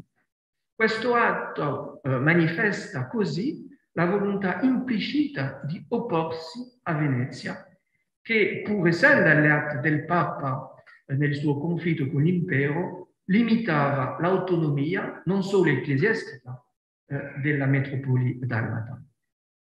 Ed è per questo che, senza mai nominare Venezia, Innocenzo III si affrettò, meno di un mese dopo la sua elezione, a concedere al capitolo di Sant'Anastasia il privilegio di scegliere il suo vescovo contro la decisione di Papa Adriano IV, che aveva accettato la subordinazione canonica di Zara al patriarcato di Prago. Il contenuto di questo privilegio è molto interessante. Rivolgendosi ai canonici del capitolo attraverso la ripetizione della seconda persona plurale, vuestra, vuestra, vobis, il Papa sembra rispondere a una richiesta del capitolo di intervenire per spodestare un arcivescovo imposto da un potere civile senza nome, per laicalem potentia, che aveva installato sulla sede di Zara, senza il consenso dei canonici, un pastore che era non tanto latino quam barbaro, non tam latinis quam barbaros. Innocenzo III accolse questa richiesta e concesse al capitolo di Sant'Anastasia finalmente la libertà di scegliere il suo vescovo. Liberam concedimus licentiam eligendi. Richiamando gli statuti canonici e l'antica tradizione della Chiesa, il nuovo Papa iscriveva la sua decisione nella lunga tradizione di privilegi concessi alla Chiesa di Zara. Ma questo atto va oltre, credo. La menzione della lingua e della cultura greca di Zara è forse un riferimento implicito alle elite bizantine che governavano Zara, la capitale del tema bizantino della Dalmazia. Questo privilegio di libertà concesso al capitolo di Sant'Anastasia conterrebbe quindi sia una lode alla fedeltà della Chiesa zaratina alla sede apostolica, ma anche un implicito appello all'unità delle elite religiose e civili di Zara contro l'imminente aggressione di Venezia. Secondo questa ipotesi, la memoria di Sant'Anastasia, il cui nome basta a designare la cattedrale di Zara, rivelerebbe le funzioni unificanti e protettive della memoria della santa di origine europea. Ma la difesa della libertà, liberam licentiam, del capitolo di Sant'Anastasia, mi sembra andare oltre le prerogative del capitolo e può essere interpretata come la difesa della città di Zara, al quale il papato fornisce protezione contro le aggressioni esterne. Infatti la comunità civica di Zara aveva uno stretto rapporto con le istituzioni religiose di Zara e prima della costruzione del palazzo comunale il consiglio si riuniva nella sacrestia della cattedrale di Sant'Anastasia o nel monastero di San Crisogono di Zara e le assemblee cittadine potevano essere tenute nella chiesa di San Pietro a Zara. Dunque, l'intervento di Innocenzo III a favore della libertà di Zara permise così al Papa di apparire come garante protettore dell'autonomia della metropoli dalmata. Tuttavia, lo sappiamo, l'intervento di Papa Innocenzo III non impedì il saccheggio della città nel 1202 da parte dei suoi alleati veneziani, che deviarono lo slancio della quarta crociata per attaccare e saccheggiare Zara. All'udire di questa notizia, Innocenzo III ha espresso un misto di indignazione e pragmatismo che tentava di conciliare il suo attaccamento alla libertà di Zara con i vincoli della diplomazia papale. Il Papa procede in due fasi. In primo luogo si rivolse agli eserciti dei crociati che avevano preso parte all'aggressione, esprimendo la sua totale riprovazione. Dolemus non modicum et movemur. Vi lascio leggere i passi per chiudere, ma è molto duro nei confronti dei crociati. E poi scrive al doge: sotto i tuoi occhi i veneziani hanno rovesciato le mura di questa città, hanno saccheggiato le chiese, distrutto gli edifici e tu hai condiviso con loro il bottino degli abitanti di Zara. Di conseguenza Innocenzo III esige, sotto pena di anatema, che è la massima pena, che questi attacchi siano fermati e i beni rubati restituiti. Poi Innocenzo III si rivolse ai zaratini per ribadire la protezione di San Pietro e del Papa. Per esempio, nel 2 febbraio 1204 scrisse all'abate del monastero di San Crisogono a Zara per ricordargli che aveva messo sotto la protezione di San Pietro e sotto la sua protezione tutta una serie di chiese e terre appartenenti al monastero. Ma questa doppia strategia rivela soprattutto l'imbarazzo del Papa, che non aveva potuto evitare la distruzione della città da parte dei suoi alleati veneziani qualche mese prima. A tal proposito, è interessante notare che nelle lettere agli Zaratini non menziona la minaccia di scomunica contro Venezia e i crociati, ma si limita ad esprimere l'indignazione di Dio onnipotente dei suoi apostoli santi Pietro e Paolo. Per concludere, direi che le lettere di Innocenzo III alle autorità religiose di Zara mostrano l'efficacia limitata dei privilegi di libertà e della protezione di San Pietro. Tuttavia, questi documenti sono ancora un'arma essenziale della diplomazia papale e si dimostrano l'impegno del Papa per l'autonomia di Zara, come confermato dalla sua determinazione, almeno in parola, di punire l'arroganza di Venezia e di rendere giustizia attraverso la Chiesa romana. Era infatti l'autorità papale che l'arcivescovo di Zara incarnava, come Papa Anastasio IV aveva ricordato quando nel 1154 concese il palio all'arcivescovo di Zara come segno della pienezza del potere papale e gli chiese di applicare, cito, fermamente i decreti della sede apostolica. Una fedeltà che mi sembra essere il fondamento della libertà delle città e delle chiese dalmate, anche poi sotto dominio ungherese e poi veneziano. Grazie per l'attenzione.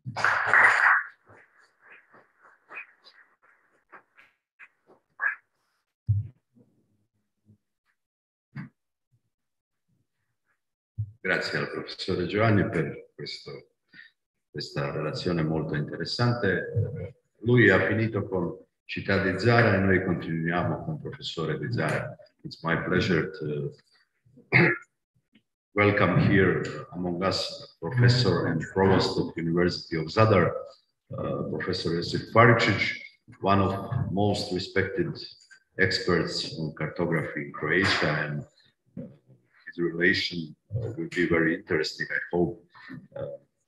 Untitled Venice as the Mistress of the Adriatic Sea in the light of early modern cartographic sources. Dear Professor, please.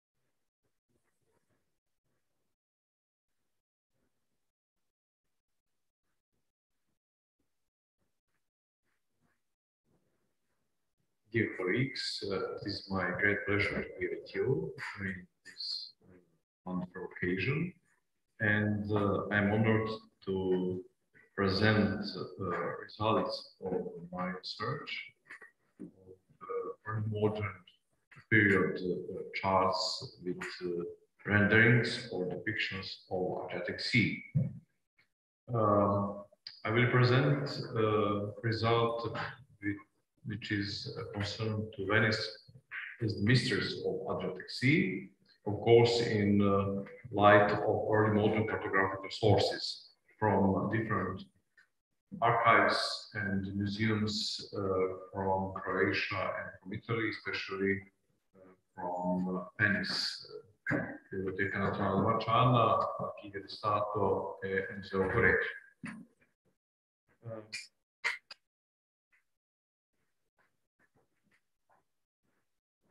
Some problem with the transition of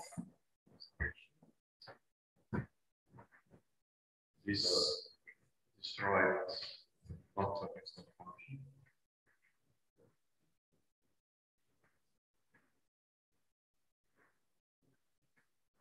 Okay. Well, this research is part of activities in scientific projects on Eastern or Whole Adriatic on old nautical charts, especially from early modern period. And this project is some project which is really very close connected with project on modern European diplomacies and the Eastern Adriatic. Both scientific projects are founded by Croatian Science Foundation, and this is occasion with which we may merge those two projects in relation to their results. Well, we may consider Adriatic Sea as the most northern part of the Mediterranean, and because of that, geographical position of that sea is very significant. Adriatic Sea served as some kind of connector among continents during the history and also during the present days. In early modern periods, few European and Eurasian imperial systems were in struggle for their position in this area. And Republic of Venice, of course, was one of the most important political and economical factor on Adriatic, this whole sea. Some kind of tides of Venetian position in that area of multiple contacts and conflicts did not endanger only the image of Venice as the mistress of the sea.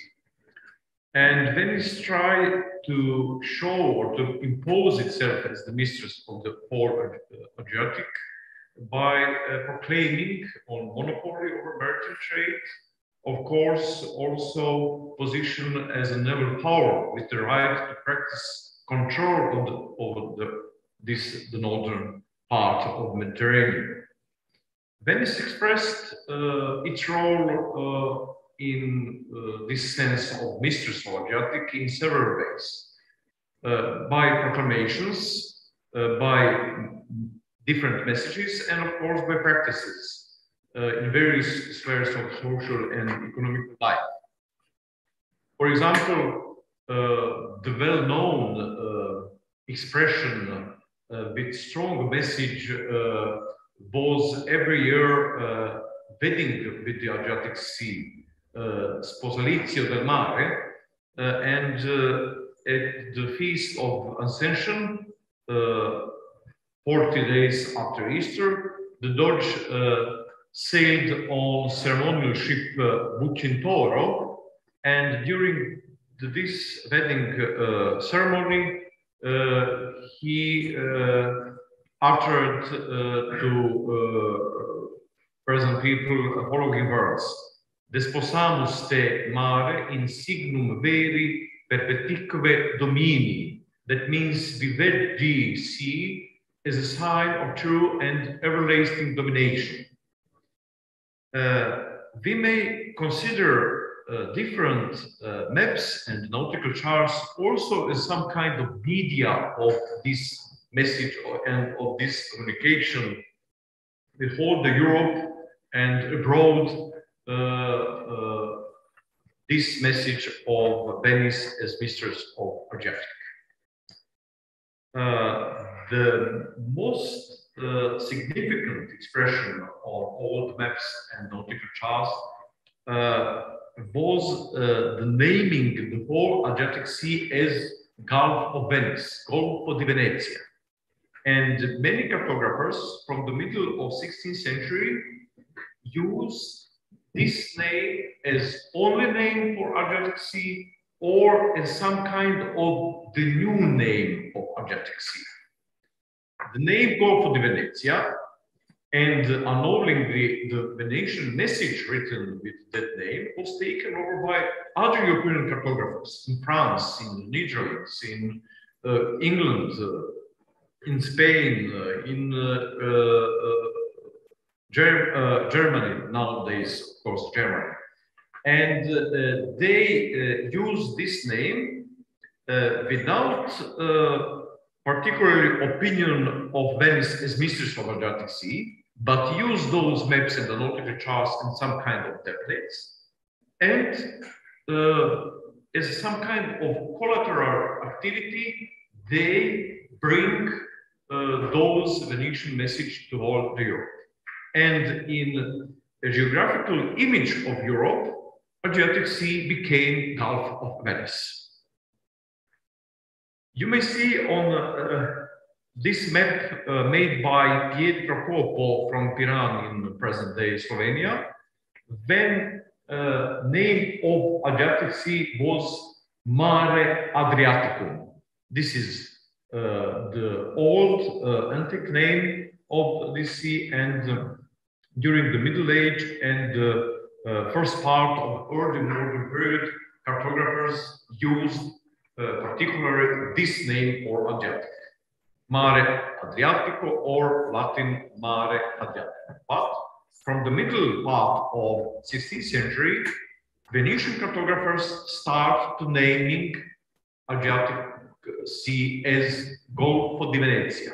And one of the first uses of that name is this geographical map of Hungary and surrounding European regions, on which Venetian cartographer Giacomo Gastaldi put name in primordial mode Golfo di Venezia.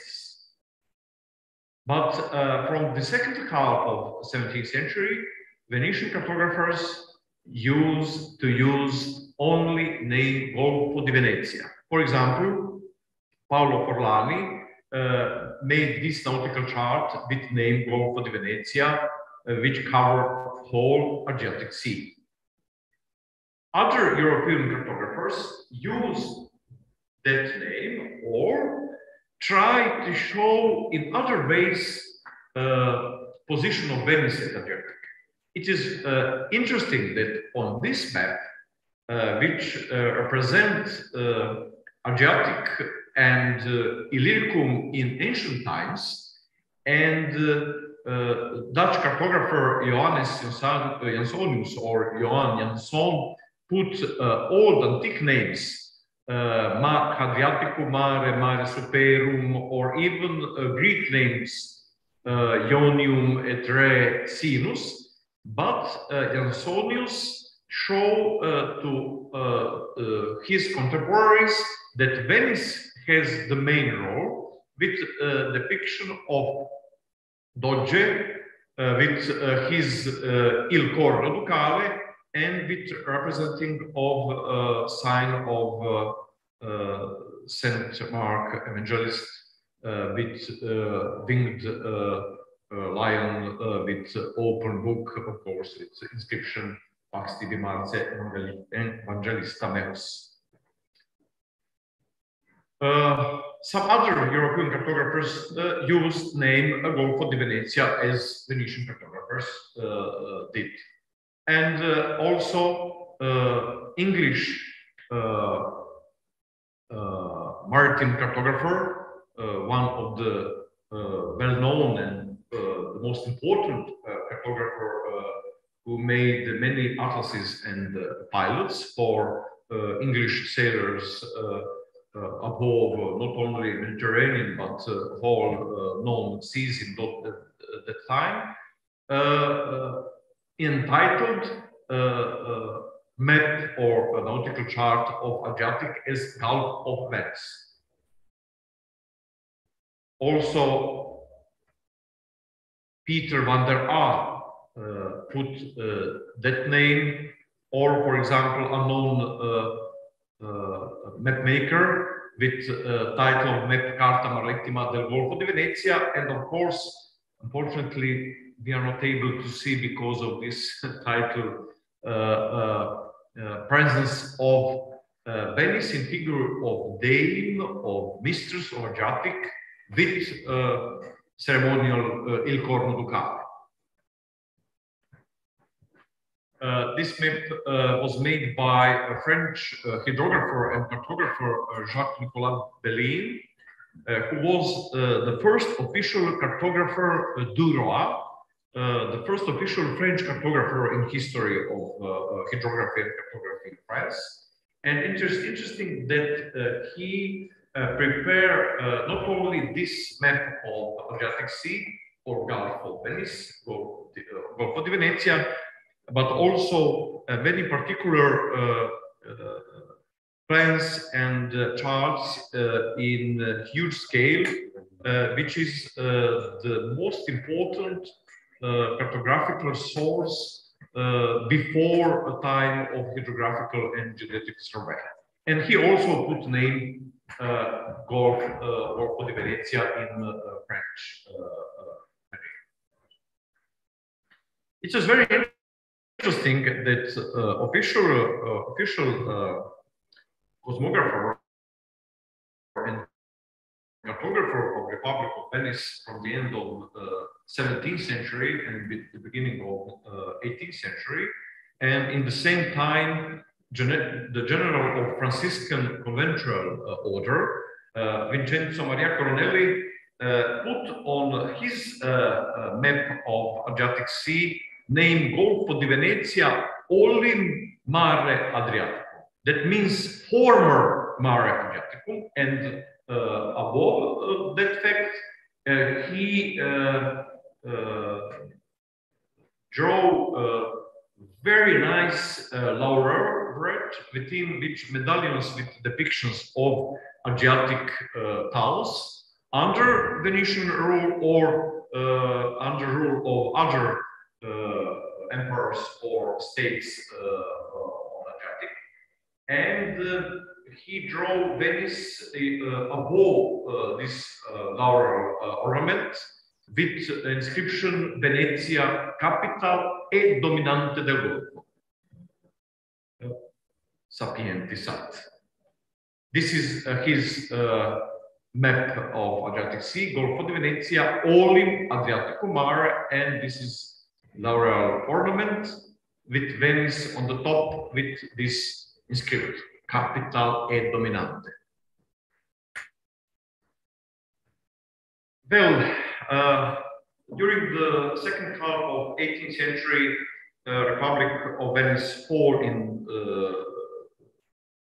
her role in Adriatic and in Europe, and of course, in 1787, Napoleon put some kind of point in history of independent Republic of Venice, and we may figuratively said that the name of Adriatic Sea in Venetian mode as Golfo di Venezia vanished from geographical maps and nautical charts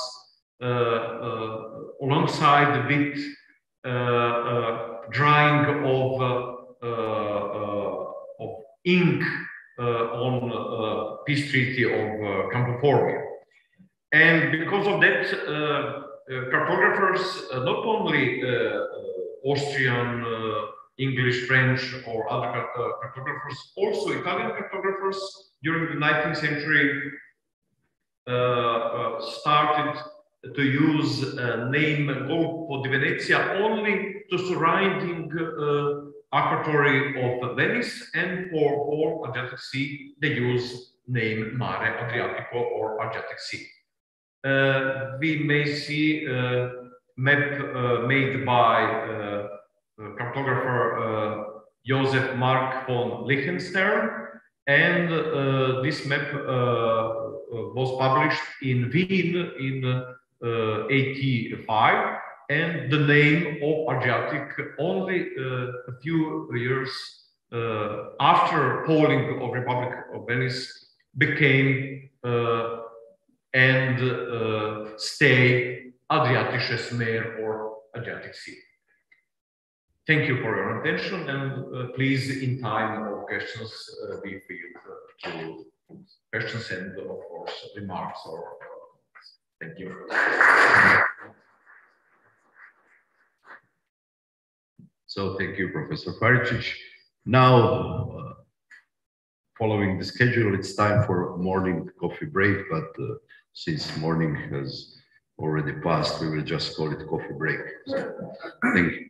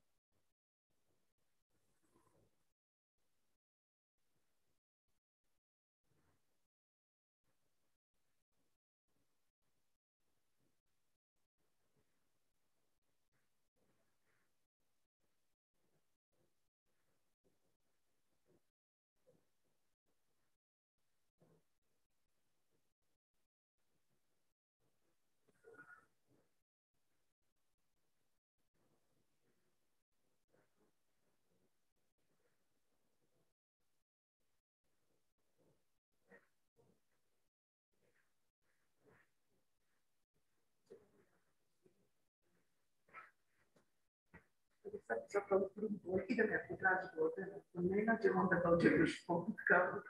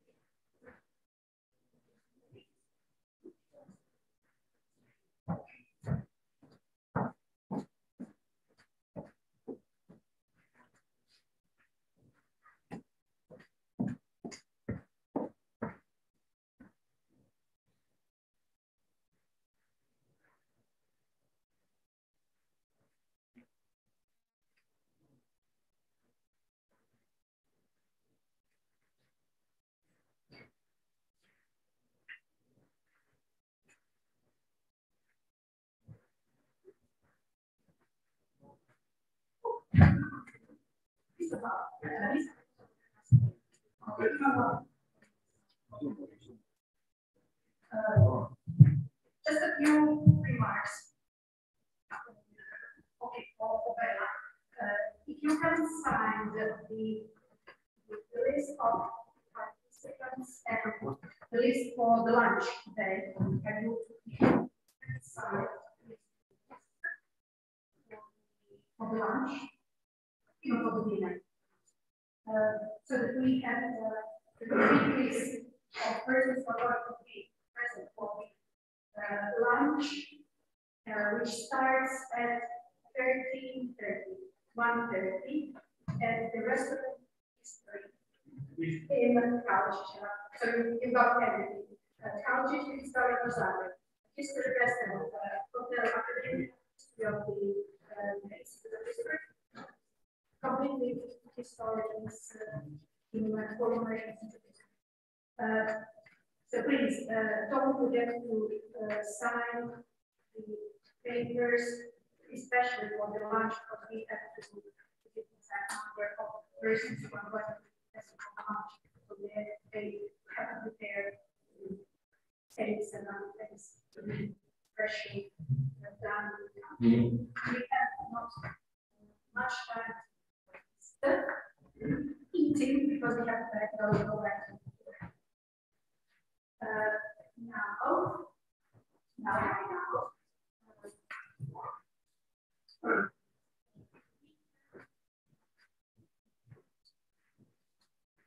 everybody sign.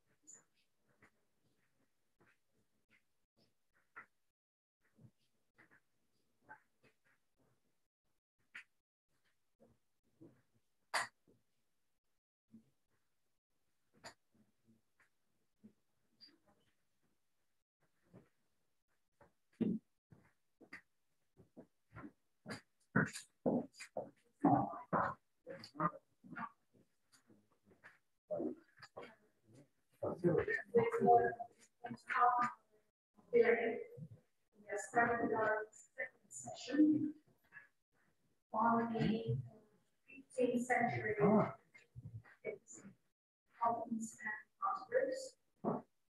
The session starts with a paper of Lukas Kolevich, professor of medieval history at the Department of History of the Faculty of Humanities and Social Sciences, University of Zagreb. He's also a great classical philologist. And in this regard, he's also a very important part of this. And he's going to talk about one of the first collections there's lots of important documentation fragments so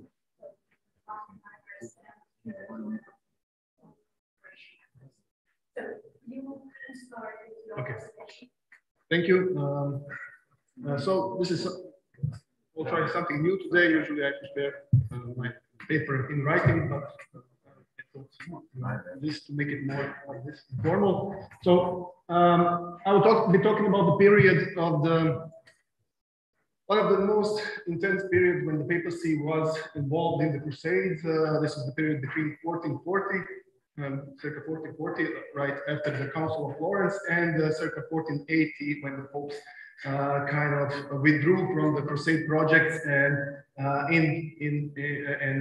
let the secular rulers like Matthias Corvinus kind of handle their affairs on their own, and then kind of took the secondary role. This is the period when the popes presented. So this is the period of the rapid expansion of the Ottoman Empire, when the popes presented the vision of Europe as a united Europe of nations, civilized nations, confronted with the barbaric threat of the Ottoman Turks, the last in the long line of barbarian tribes that have threatened Europe since late antiquity.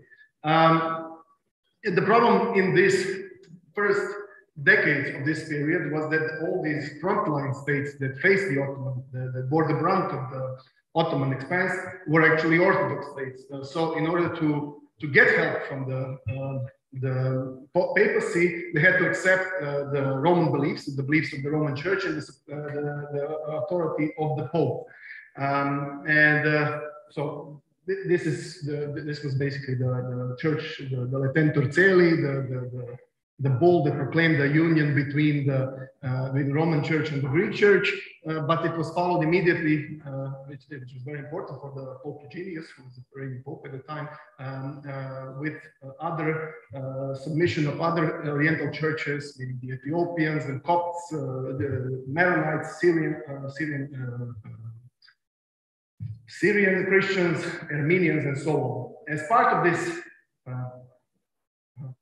part of this great initiative, the papal great initiative towards the Eastern heterodox Christians, the Pope sent in September of 1439 Tommaso Mondini, Bishop of Hvar in Dalmatia, as a papal legate to heretical Bosnia. Now, Bosnia was even more complex than any other the frontline state than the situation in Albania and Greece, because here, with the dominance of the Catholics, not dominance, but the presence of Catholics in the westernmost parts of the kingdom and the presence of the Orthodox in the southeast, the dominant role in Bosnian society and politics were played by the Bosnian, the acephalous, autochthonous local church, the Bosnian church, right, and its clergy, the Christianity. I don't want to go into the theology of the theological beliefs of this church. The point is the Roman Curia considered it heretical, a dualist heresy, and this was the only church with which there was no basis for common ground. This church had to be eliminated root and branch.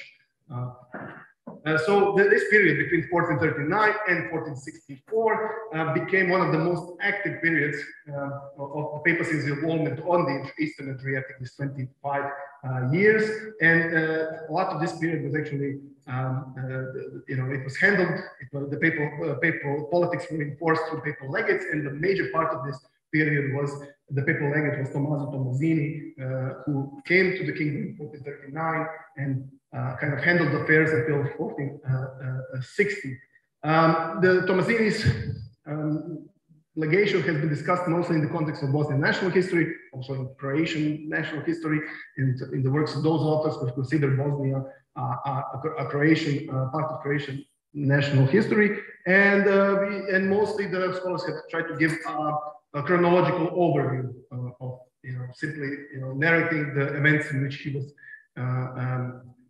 was involved. So today I want to kind of give a new view to this project, new perspective on this project. First, I will show that this was the Catholicization of Bosnia was part of the happenings in Bosnia. Were part of a larger project that involved a larger territory, which I call the Illyrian project. That I will try to look at the Catholicization of Bosnia in the context of local politics. I will try to look at the logistics of the legation in this first stage of Catholicization, which this is the period between 1445 and 1450. And I will look at the later years when Catholicization briefly, I will touch on this briefly, when kind of other issues, political issues, became more important, and Catholicization, I think, stopped, which I think is not emphasized enough.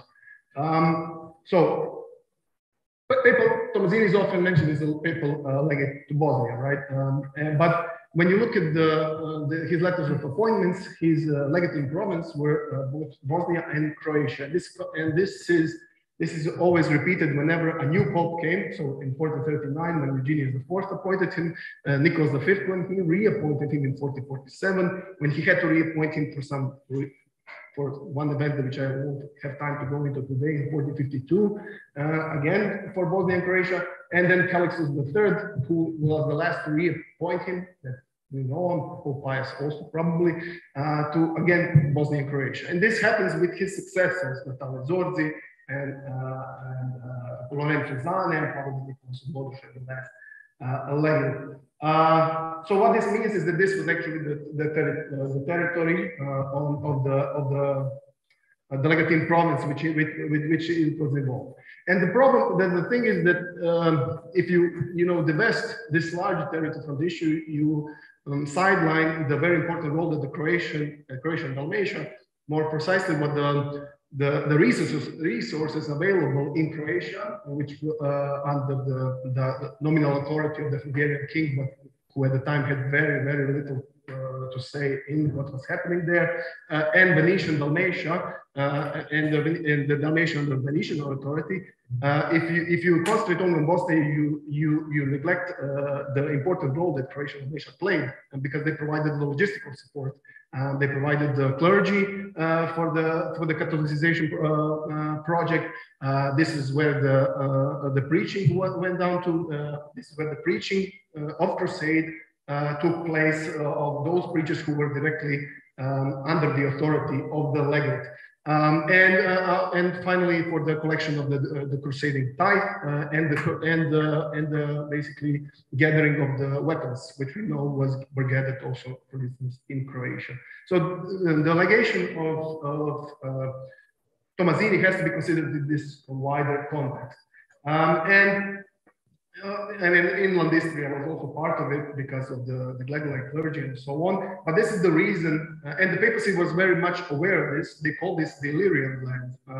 This is the view that when Pope Pius wrote his treatise on Europe, kind of presenting the nations of Europe, he considered the Dalmatians, Croatians, Bosnians, Istrians, and so on part of the Illyrian nation. So he was very much aware of the political fragmentation of the area, but he considered this a separate, distinct, let's say, part of Christendom. The important thing is that Pius considered this in the context of this Catholicization of Bosnia.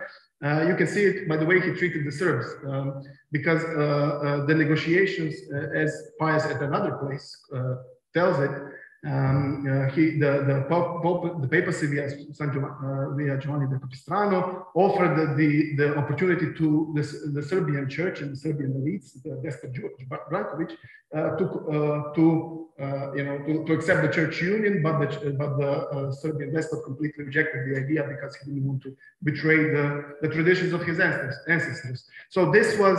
Meanwhile, in Bosnia, you had the Catholicization. This is the reason why he completely treated the Serbia as a separate land, then Dalmatia, Croatia, Bosnia, and Istria. Yes, so the whole idea behind the Illyrian project was to create the Illyrian antemurale, right? To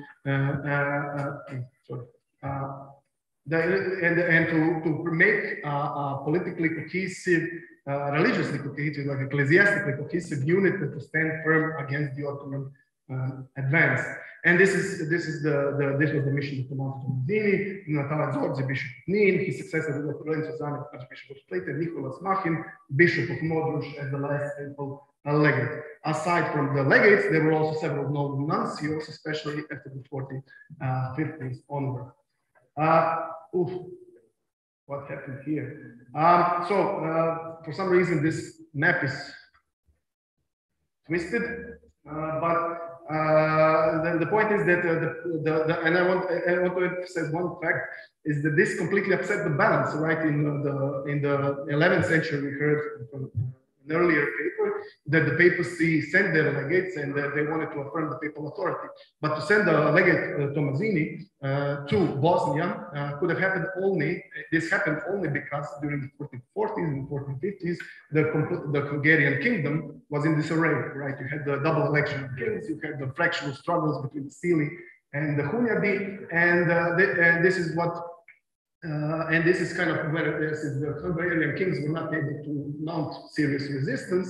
The papacy kind of moved into Bosnia, and this was the issue of the separate legates for this province was an issue. That this was an issue for the Hungarian kings. It's seen from King Matthias's letter when he reacted to the crowning of the Bosnian king by the papal legate, who first said that even the problematic part was even that the special legates are being sent to Bosnia. So the problem was not that the Bosnian king even had aspirations to Serbia or to Croatia at the time, which he did. It was that he had independent negotiations with the papal see aside from the Hungarian king, his nominal overlord. So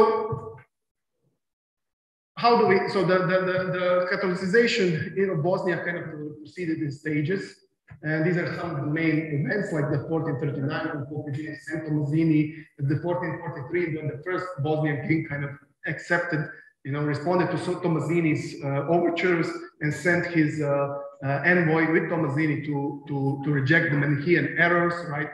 To kind of signal his intention to deal with the Bosnian church, but this didn't have any that much consequence. It was only when in 1445 the successor King Tomasz indicated his desire to be converted to Catholicism that this whole thing started. So in 1446, Tomasz accepts Catholicism. He reconciles with his most powerful vassal and factual rival, Duke Stjepan Vukčić-Kosača, by marrying his daughter Katarina, and in this whole spirit of kind of the reconciliation and the pacification of the Bosnian political scene, the Tommasini brings the papal crown, but in the end, for some reasons, Tomasz does not go through with the coronation at the hand of the papal legate. So, but even though the coronation never happened, the next 3 years, it is very interesting because we have Pope Eugenius and Pope Nicholas issuing many privileges to the Bosnian elite and completely reorganizing the Bosnian Franciscan Vicariate, which to make it more efficient. I won't go into this issue, but the institutional redesign is very important to keep in mind. So this is what people who worked on Catholicization sometimes rely on to see the Catholicization of kingdom. And you can see the list of the members of the elite who petitioned and received privileges from the papal curia, mostly the Literae Confessionales and the letters of indulgence, the letters that gave them the right to serve mass in private as a way to distinguish themselves from the Bosnian, let's say, middle and lesser nobility. Aside from this elite, the magnates and the elite of the court, another issue was raising of the churches. So these magnates kind of started building churches and which received letters of indulgences from the popes. Aside from strengthening, this was a way to strengthen royal authority, right, within Bosnia. But aside from strengthening the royal authority in Bosnia, Tommasini acted as Tomaš's major supporter in his foreign dealings with Croatian nobility, with Venice, with the Vicar-General of the Observant Franciscans, Giovanni da Capistrano. But not everybody kind of fell in line. So we have two major magnate families, the Pavlović and the Kosače, who did not petition for privileges from the papal curia, when all others did. And it is quite interesting because in 1449, Stefan Duko was even excommunicated if he, since he did not show any indication that he will convert the population in his duchy. And I mean, it's understandable because, if you were Duke Stjepan, most of his duchy was in fact populated, a major part of his duchy was populated by the Orthodox population. Serbian, there was the Serbian Orthodox Church had its organization there, and the Bosnian autochthonous Bosnian Church. Although the western part of the land of Hum was had Catholic, and this is had Catholic populations, and this is where he faced more challenges to his role locally. So if you want to put this in the map, you can see the magnates who received the papal indulgences and those who rejected. The Duke Stjepan, the major, who was basically rival to the king and I think militarily more powerful than him slightly. And Pavlovich, who kind of fell under the influence later on, although they opposed him with Duke Stjepan, who both continued to maintain relations with the Bosnian church. I see that I won't have any time to finish all the points that I want, but I think when you consider this is how you people interpret the Catholicization. But I think, and I'm drawing here on Sima Cirko, which is works who kind of highlights the importance of the one part of Bosnian society which doesn't really come up in sources, and these are the middle and lesser nobility. The reason why in this first wave of Catholicization, Tomasz didn't go through with extreme measures and why he hesitated was because there was still a significant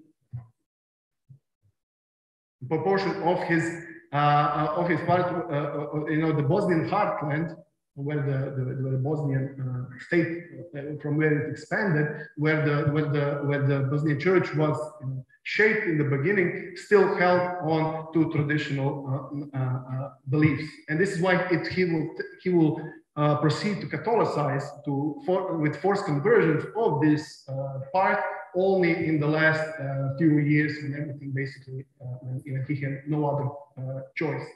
But I think this is mostly, you cannot follow this in sources, but I think it's mostly it's hypothetical. But I think the scheme kind of fits. This is the reason, the importance of this layer of Bosnian nobility, and this is where Cirkovic comes in. This can be seen from after what happened in 1463 when the Ottomans conquered Bosnia. They ruled this area not through the Sanjak Bey, but they installed a Bosnian king from the, who owed allegiance to the Sultan, but who ruled this part of this area, not completely, but who kind of, this shows the value of local political and religious traditions. And I think this is important to consider when you consider the dynamics of the Catholicization in the kingdom. So the border shows that actually the this was actually the actual promise where Catholicization when after 1448, 49, Duke Stjepan lands were completely closed off. I mean, even before, but now it was certain to the idea of Catholicizing this part of Bosnia. So this first phase, I would say, limits the Catholicization to converting the royal court, the loyal elite to the king, and reorganizing the institutional framework. And I don't want to get, and there was actually this is, I found a source recently that showed that even in 1450, but I don't want to go into it, there was an attempt to convert some parts of the population which was resistant. It might have contributed to the whole Catholicization. And this was not connected to Tommasini, but to his, but to another legate who was sent there. So how did the logistics fare in this first phase? I think it's important to know that this is a hypothetical reconstruction. What happened on the other side of the Adriatic is more or less established with certainty, but we can hypothesize that this kind of movements were inside the Kingdom of Bosnia in Croatia, when the kingdom visited all the major magnates, the royal court, and so on. I wanted to put this here because in 1447 actually the Curia wanted to establish a permanent residence of the papal legate, showing once more the importance of Dalmatia in Split, in the Church of St. James. We don't know what happened with this plan, but the point was that the legate was constantly going through Split. He was spending a lot of time there, so there was a point. And Hvar, the island of Hvar, was distant, it was across the sea, so it made more logistical sense to put him in Split. The legate traveled, and this is the legate who traveled through the kingdom, had an armed retinue, and I'm relying here on this is a letter of passage the issued for one of Tomasini's successors, Nicholas of Modrush, which discovered by Jadran Kaderovic here, who shows that he traveled with 20 people. But it is interesting, you can compare this to Nicholas's own report on what happened in Bosnia during the invasion in 1473, which he says that he lost 19 of his retinue while escaping the attack of the Ottoman vanguard. And it was even important, I think, not during the invasion, but even earlier, because as you see, the Ottomans, this is where I'm referring to Emir's work, Emir Filipovic's work, because the Ottomans were based in the kingdom itself. They held Hodidjed on the edge of the Bosnian heartland, so it proved perilous to move through the kingdom without armed escort.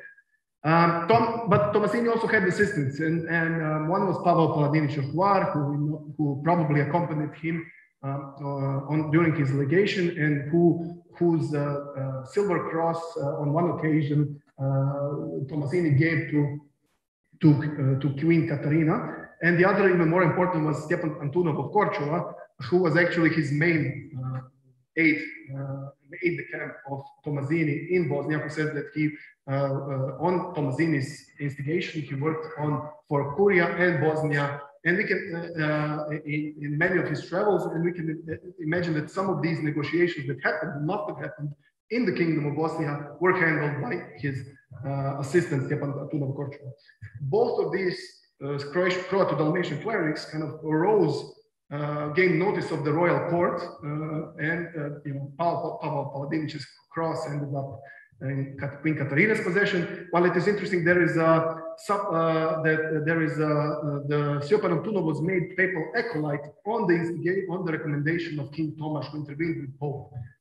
So later so this is even one of the liturgical utensils ascribed to, I have yet to double check this, but ascribed to believe that were owned by Tomasini, which are now kept in the Episcopal Museum in Hvar.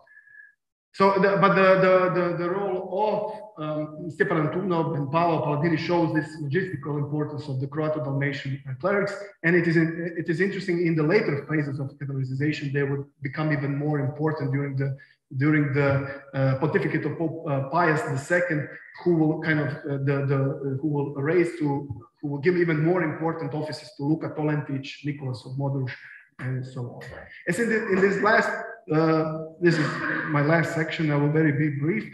So the Catholicization stopped for a while in 1450. It was put on hold because other things took precedence. First, the war between the Republic of Dubrovnik and Kingdom and the Duchy of Saint Sava, the Duke of Saint Sava, which was actually and this is something that Stjepan Krasic has well reconstructed on the basis of the Dubrovnik sources, among one of the later Ed Commissiones Levantis, on which Emir will be speaking about now.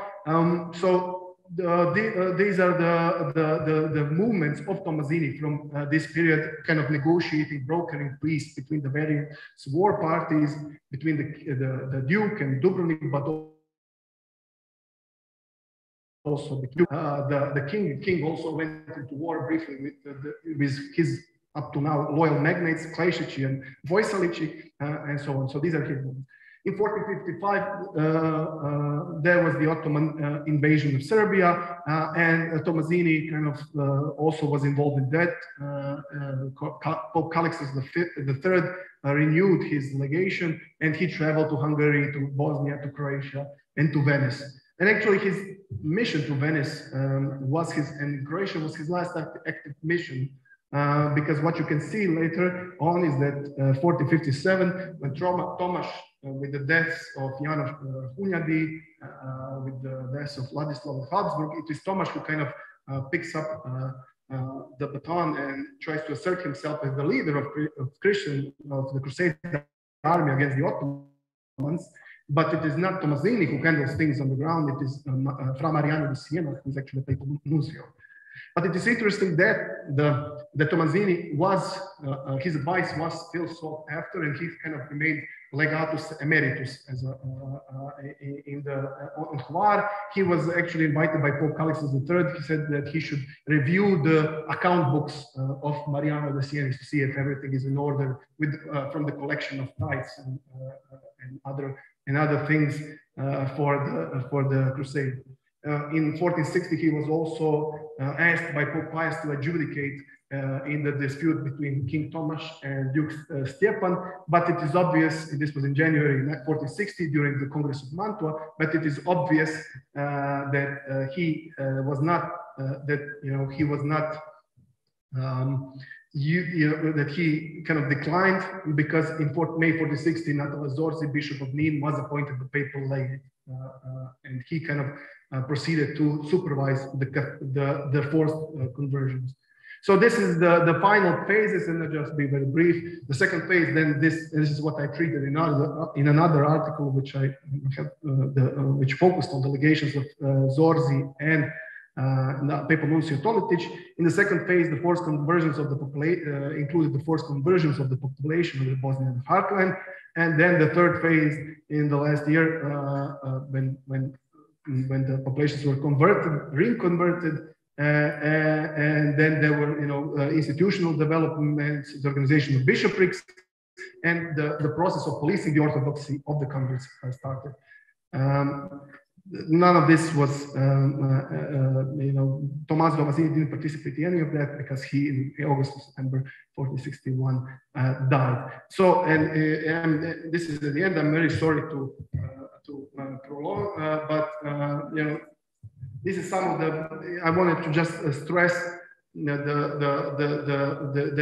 it should be looked with beyond the national borders, and consider it within the wider context. This legation has to be considered within the wider context of papal politics and the immensely complex local politics, which were unparalleled in complexity in anywhere on the front line of Christianity. Thank you.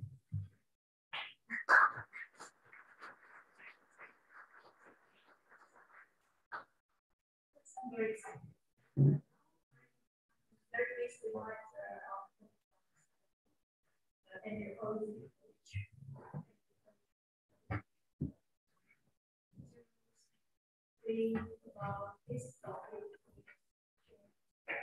recently. The first one was also great, but this one more interesting.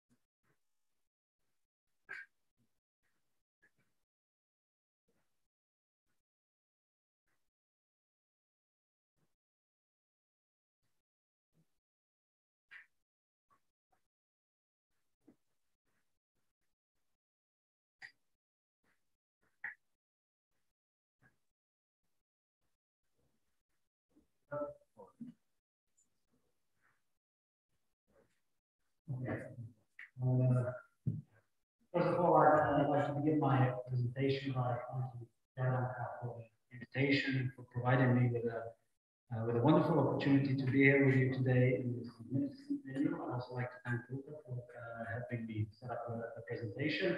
Thank you for allowing me to talk a little bit about some of the things that I have been working on in the previous decade or so, and these are mostly the documents of the Dubrovnik State Archives pertaining to the situation in the Dubrovnik hinterland.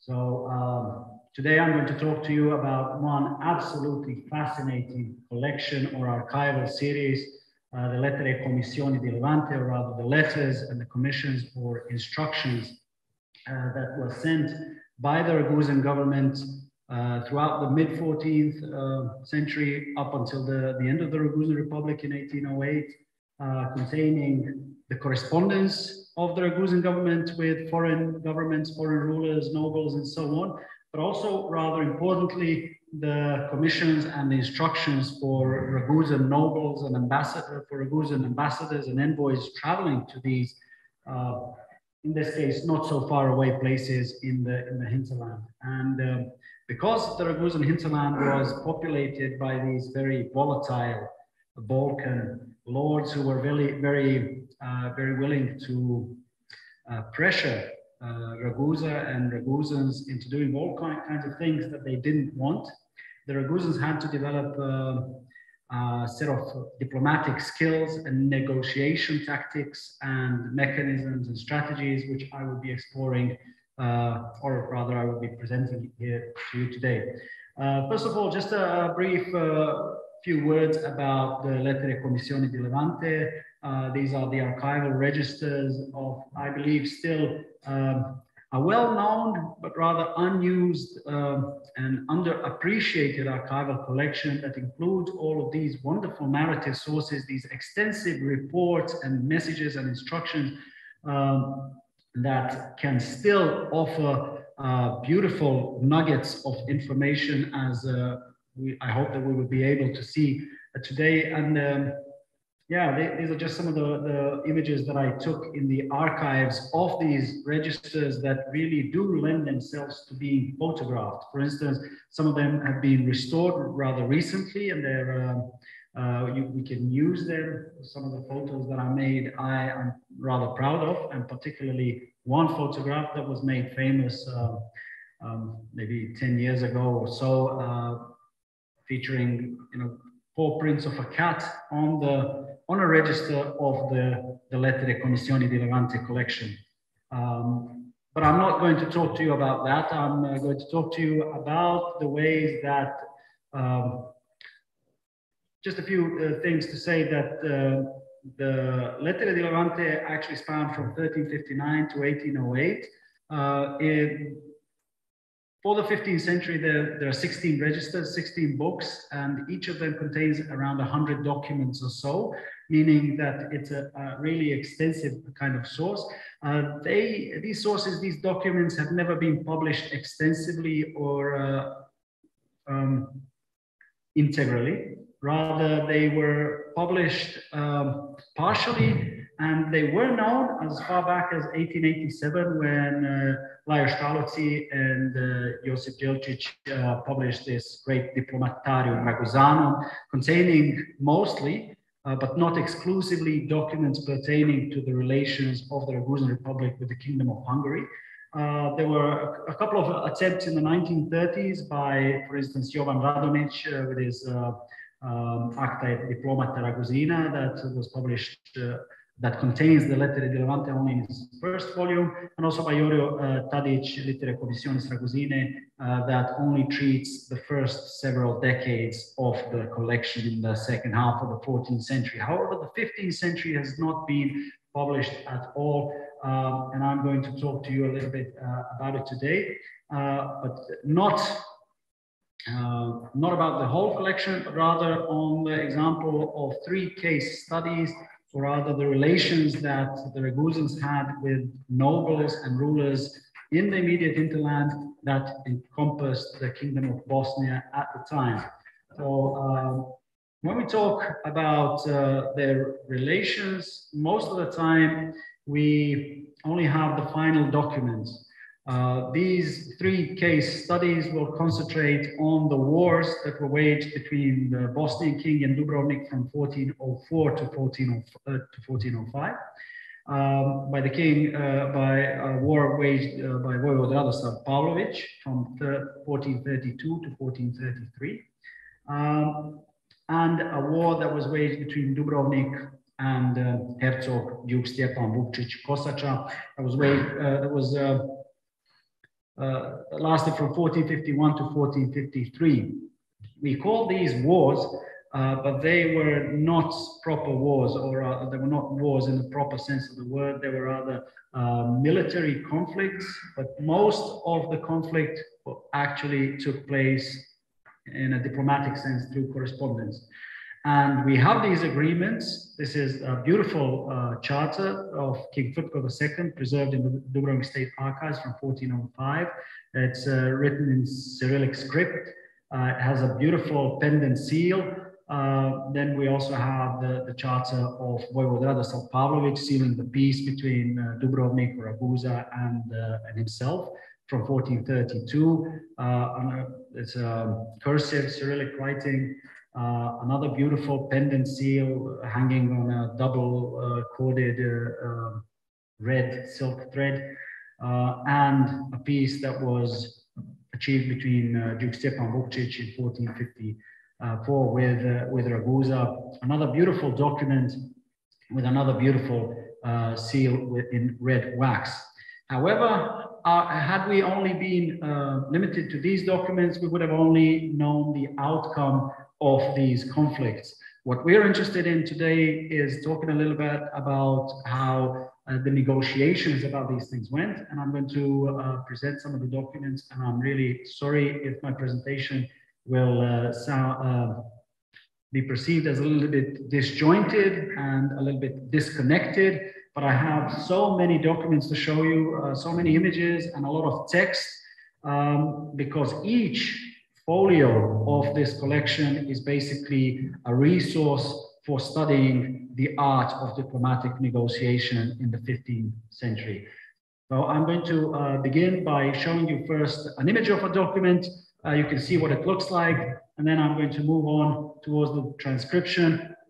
And this is a document from 1404 where the Ragusan rector gives the authority to his ambassador to travel to Bosnia, to look for the king of Bosnia, and you have an explanation of what goes on. These documents are all in Italian. They're really legible. They're easy to understand. In any case, the instructions are very clear and they're very understandable. What the ambassador was supposed to say, how he was supposed to behave, where he was supposed to look for the king or the noble, and so on. The next document, the next image is a part of this document. You have wonderful, wonderful things written there when the king grants the audience to the ambassador, then the government, the council puts words in his mouth by saying, "Oh, the king, you have sent us first Stanichna, after him Okovic, and after Vlatko Christian," and all three of them on your behalf said that we are supposed to send our messages, and so on.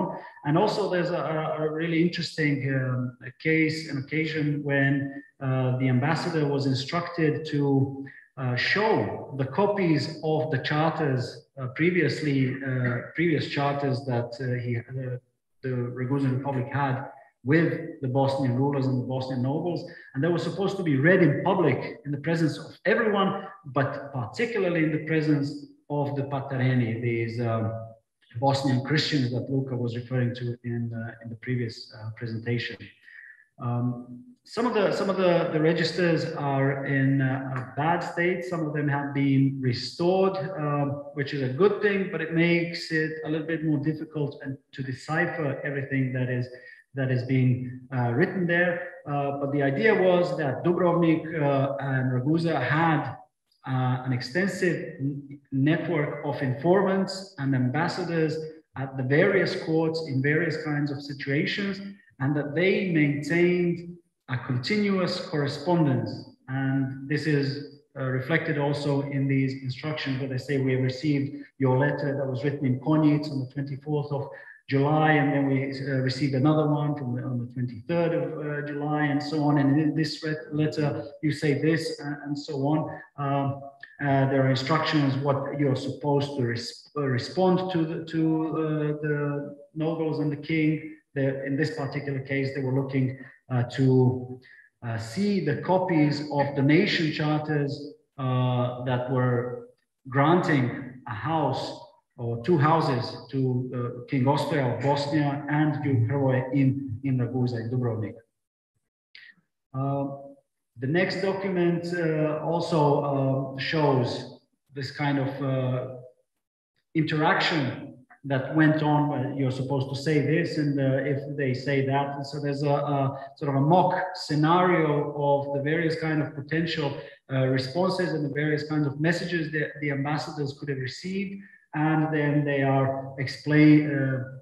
There's an explanation of what they're supposed to do and how they're supposed to react. This is the Ragusans, in their efforts to navigate the tensions with the very hostile nobles in their immediate surroundings, had to devise a series of these negotiation strategies through acceptation, collaboration, evading, and so on. And they were very, very good at doing this. For instance, in this case, talking to Voivod Sandal Hranic, who was their immediate neighbor, who also wanted a house in Ragusa, in the same way that King Ostoja and Duke Hrvoje received houses in Dubrovnik, Ragusa. In this instance, they say, if the said voivod told you, okay, and I consent to give you these villages, would you be willing to give me a house in Ragusa and the citizenship and a member, allow me to be a member of your council? Both me and my brother Vukac. And they were supposed to respond, oh, by God, yes, we're willing to do that. But in the case he didn't mention this, then the ambassador was not supposed to talk about this at all. So these are the kind of envisaged scenarios that the instructions contain, highlighting the various mechanisms and tools that the Ragusans had at their disposal in these negotiations. And another talking point in this instruction from 1405 with Voivod Sandai, that if the voivod would accept all of the provisions that they agreed upon, then the ambassadors were supposed to rush to the king and hertzog to have these confirmed. However, in the case that the voivod was unhappy in some measure with any kind of thing, then the ambassador was given authority to, at his own discretion, to try to convince the voivod to change his mind or so. But if he was not able to convince him, then he was supposed to write to Ragusa and then wait for a response in order to know what his next step would be. There are other nuggets of information. For instance, the ambassadors were always present, and they had a lot of access to the nobles and their courts. And this particular one from 1423 talks about the Ragusan ambassadors being present when Voivod Sandal received a letter from the Count of Kotor, and then was translated by the ambassadors into the Slavic language and so on, so that the voivod and everyone else would be able to understand. And these are the kind of services that the Ragusan ambassadors offered to the nobles in order to improve their negotiation position. This one has a little bit more text, and it deals not with Voivod Sandal, who we have been mentioning quite a lot, but rather with Voivod Radoslav Pavlović, who was also a famous enemy of the Ragusa Republic in the 15th century. But the extensive report talks about the situation when the ambassador was riding with Radoslav and how they would talk and what he would offer to pay for a customs toll, and then the kind of responses that they would be able to have. And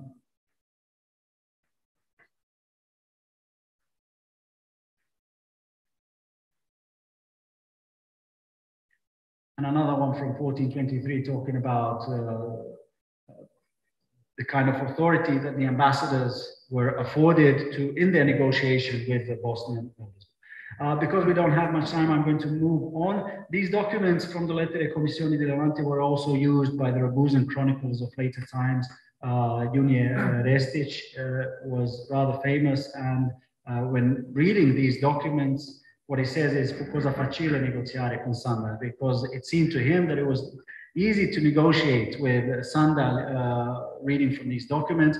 It was not the same case with Radoslav Pavlović, who was very, very it took much more time and effort and a lot more money to convince him to agree with Raguzin demands. Most of these conflicts and tensions actually arose from territorial ambitions of not only of the Bosnian nobles, but rather of the Raguzins themselves, who were always attempting to expand the territory of their small republic in the 15th century.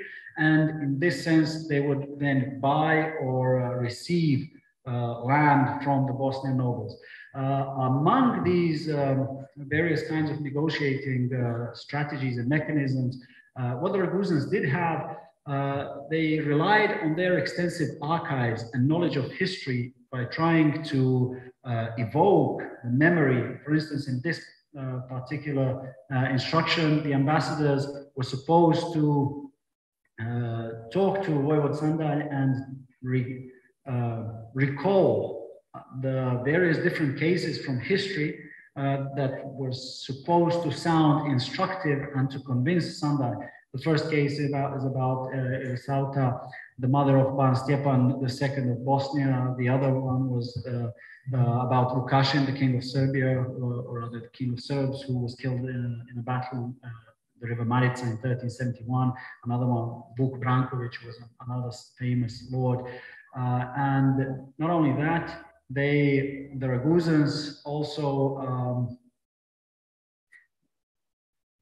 relied a lot on sweet talking, on trying to evoke the feelings of love and cordial, proximity, especially on the relationship that the Raguza had with the predecessors of the current Bosnian nobles, with their parents and ancestors and so on, with the glorious father and so on. It's really, really interesting. But for me, what I enjoyed most reading about were these ways that Dubrovnik or Raguza used its position as an information collection point or hub in the Mediterranean to disseminate news. And we often say that news or information is power, and he who holds information, he holds power as well. The Raguzins were willing to share some of this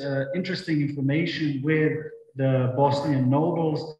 In 1423, they told Voivod Sandaj about a meeting that was that took place in Buda between the King Sigismund, the King of Poland, the Duke of Lithuania, Witold, the King of Catalonia, or rather his ambassadors, the Duke of Milan, the Genevesians, and so on. So much so that in one particular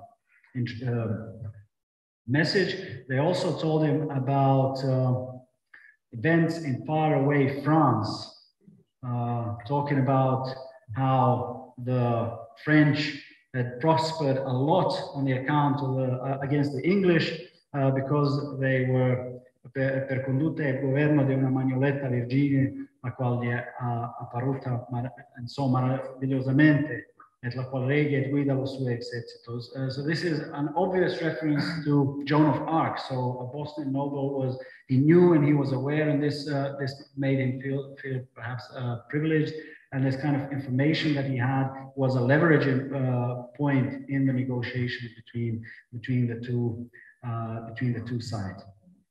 So moving on to a little bit a later period with Duke Stjepan Vukčić and the conflict that arose in 1451, in which the Raguzins used a variety of strategies in order to alleviate the damage that was being done to them and their territories from Duke Stjepan and his allies, who were conducting raids against the Raguzin territories, and especially having occupied the Konavle region, the Canal, in which they remind Duke Stjepan Vukčić that they had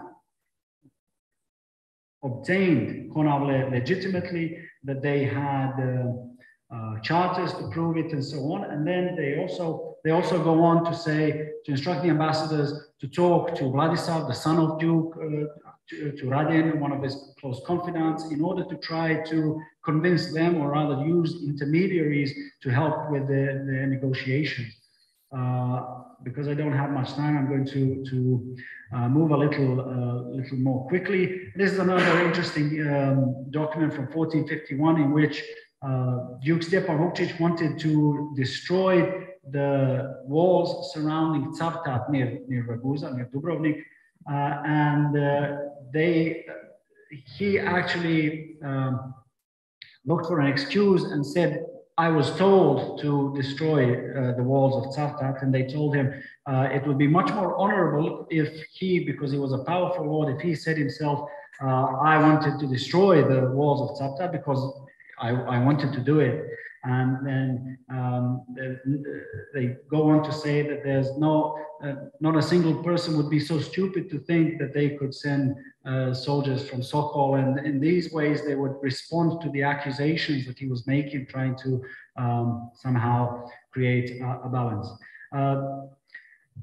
Not long after, they talked about the cordial love that has always existed between his ancestors and their dominion,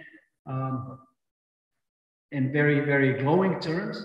But there's a letter that then they wrote to the Pope, and they said that Duke Stjepan was a perfid patron and that they were in war with him. So they tried to use intermediaries. They tried to send letters to the despot of Serbia, to the Pope, to the King of Hungary, in order to try to somehow spread around this spread around this conflict and use this as a negotiation bargaining tool.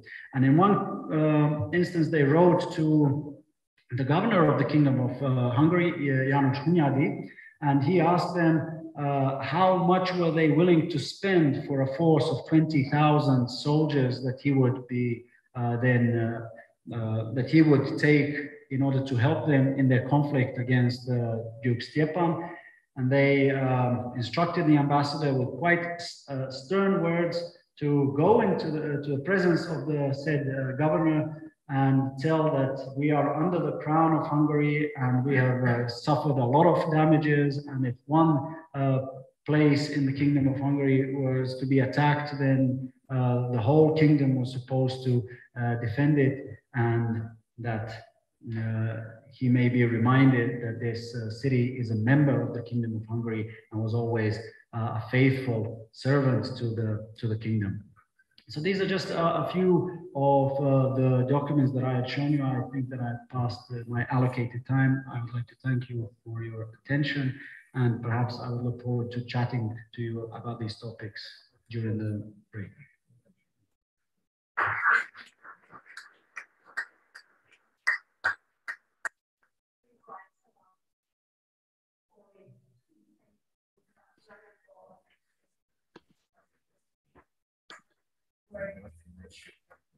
This shows read, write, then write stories of in the diplomatic negotiations. Not very well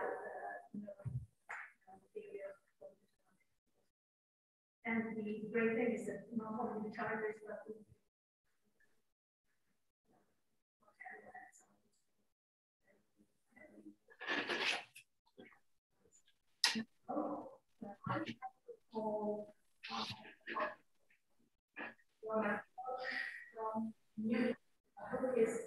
is ready to share his screen with us. Hello, everybody. Can you hear me? Yes. So thank you, Dranka, for your kind introduction. I'm just trying to share my desktop right at the moment. Well, while you're, I'm just very keen to say something about you for the.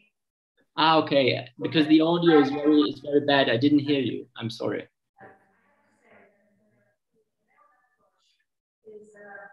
great person because he really, about a month, accepted the invitation to conference. And I know I've been in contact with him about years. For about 3 years. I will use the microphone because probably you won't understand what I'm talking. Because perfect. I'm hearing you. The nice thing that I want to say is that when we met for the first time in the Vatican Secret Archives, you talked so excitedly about your great friend Ludovico Foscarini, who is also a kind of my great friend because he is a friend of my friend Matteo Valaresso. This is the connection.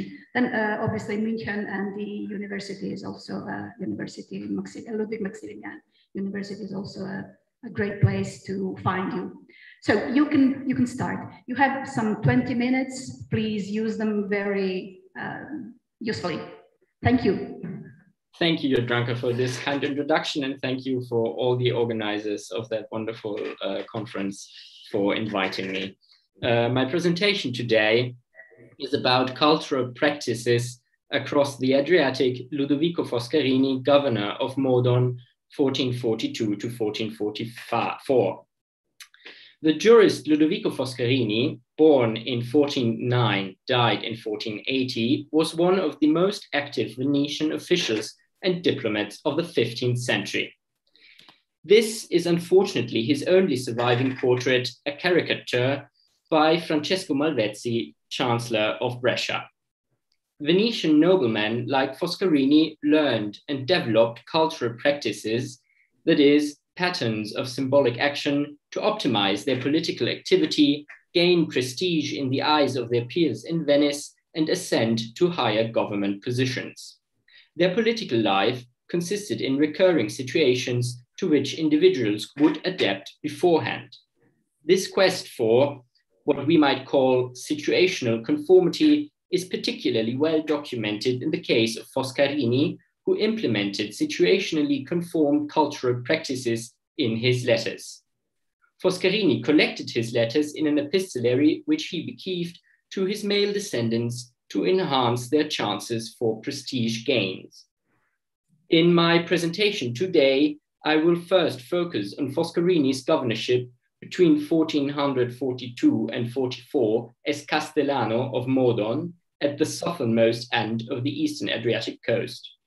As I will argue, Foscarini treasured his experiences in Modon, which were crucial to the situational conformity in his letters even decades later. In the second part of my presentation, I shift attention to the northern part of the eastern Adriatic and Foscarini's exchanges with Matteo Valaresso, Archbishop of Zara. Cultural practices are learned through stages of socialization, that is, cultural and social adaptations to situations throughout a lifetime. In this process, access to experiences of others, typically those of relatives, reduces time and effort. Foscarini was by far not the first member of his family to deal with the complex and yet recurring political situations marking the Eastern Adriatic. Members of Foscarini's paternal as well as his maternal family, the Justinian, were often active in this area as governors, judges, diplomats, and merchants. In the 14th century, both families were very active in trade with Latana, the Venetian merchant colony on the Sea of Azov. In the 1430s and 40s, when trade in Latana faded significantly, we find more and more of Ludovico's relatives in government positions in the Stato da Mar, with a slight focus on the Eastern Adriatic, more or less in the dominions along the trade route to Latana. We can therefore safely assume that Foscarini's relatives sought positions in the Stato da Mar systematically, especially along the eastern coast of the Adriatic. Ludovico's election as Castellano of Modon in May 1442 serves as an example of how the Foscarini prepared themselves for such elections. The Venetian electorate was complex. For statistical reasons, nominators drawn by lot, so-called pieggi, held a key position. It was crucial to secure as many possible pieggi in one's environment as possible. Ludovico's Piegio as Castellano of Modon was Niccolò Miani, a confidant of Foscarini's father Antonio. Modon was a key port of transshipment with large storage facilities and industrial implants, a crossroad of commercial and military relevance. For these reasons, governmental activity in Modon offered many opportunities for Foscarini to distinguish himself. Foscarini's humanistic socialization allowed him to connect quickly with the local humanist Benedetto Borsa. Benedetto had just returned from Ferrara, where he worked as a grammar teacher and most likely sought further employment in Italy. Upon his arrival in Modon, Borsa wrote a speech of praise to the Castellano Foscarini. Foscarini and Borsa were both familiar with humanistic panegyrics for governors, a cultural practice typical for the humanists of the Italian mainland. Borsa designed his text for the Venetian audience. In his speech, he praises many measures taken by Foscarini as Castellano. These measures can be linked to significant changes in Modon that Ruthie Gertwagen and Andrea Nanetti have already reconstructed as general developments of the city. However, Gertwagen and Nanetti, unaware of Borsa's letter, did not consider Foscarini's role in prompting this evolution. For example, before Foscarini, Modon had no statutes of its own, but used the Venetian ones, which were ill-fit for its specific circumstances. According to Nanetti, new statutes were drafted around 1440. Borsa mentions a statutory reform under Foscarini in Modon. As governor on the terraferma in 1439, Foscarini had recently exploited the legislatory problems of Venetian subjects in Feltre, channeling the efforts towards a statutory reform bill that had already been drafted by locals. When the Feltran bill was presented for ratification in the Venetian Senate, it was read aloud together with a prologue by a local Feltrian author praising Foscarini as a reformer and jurist.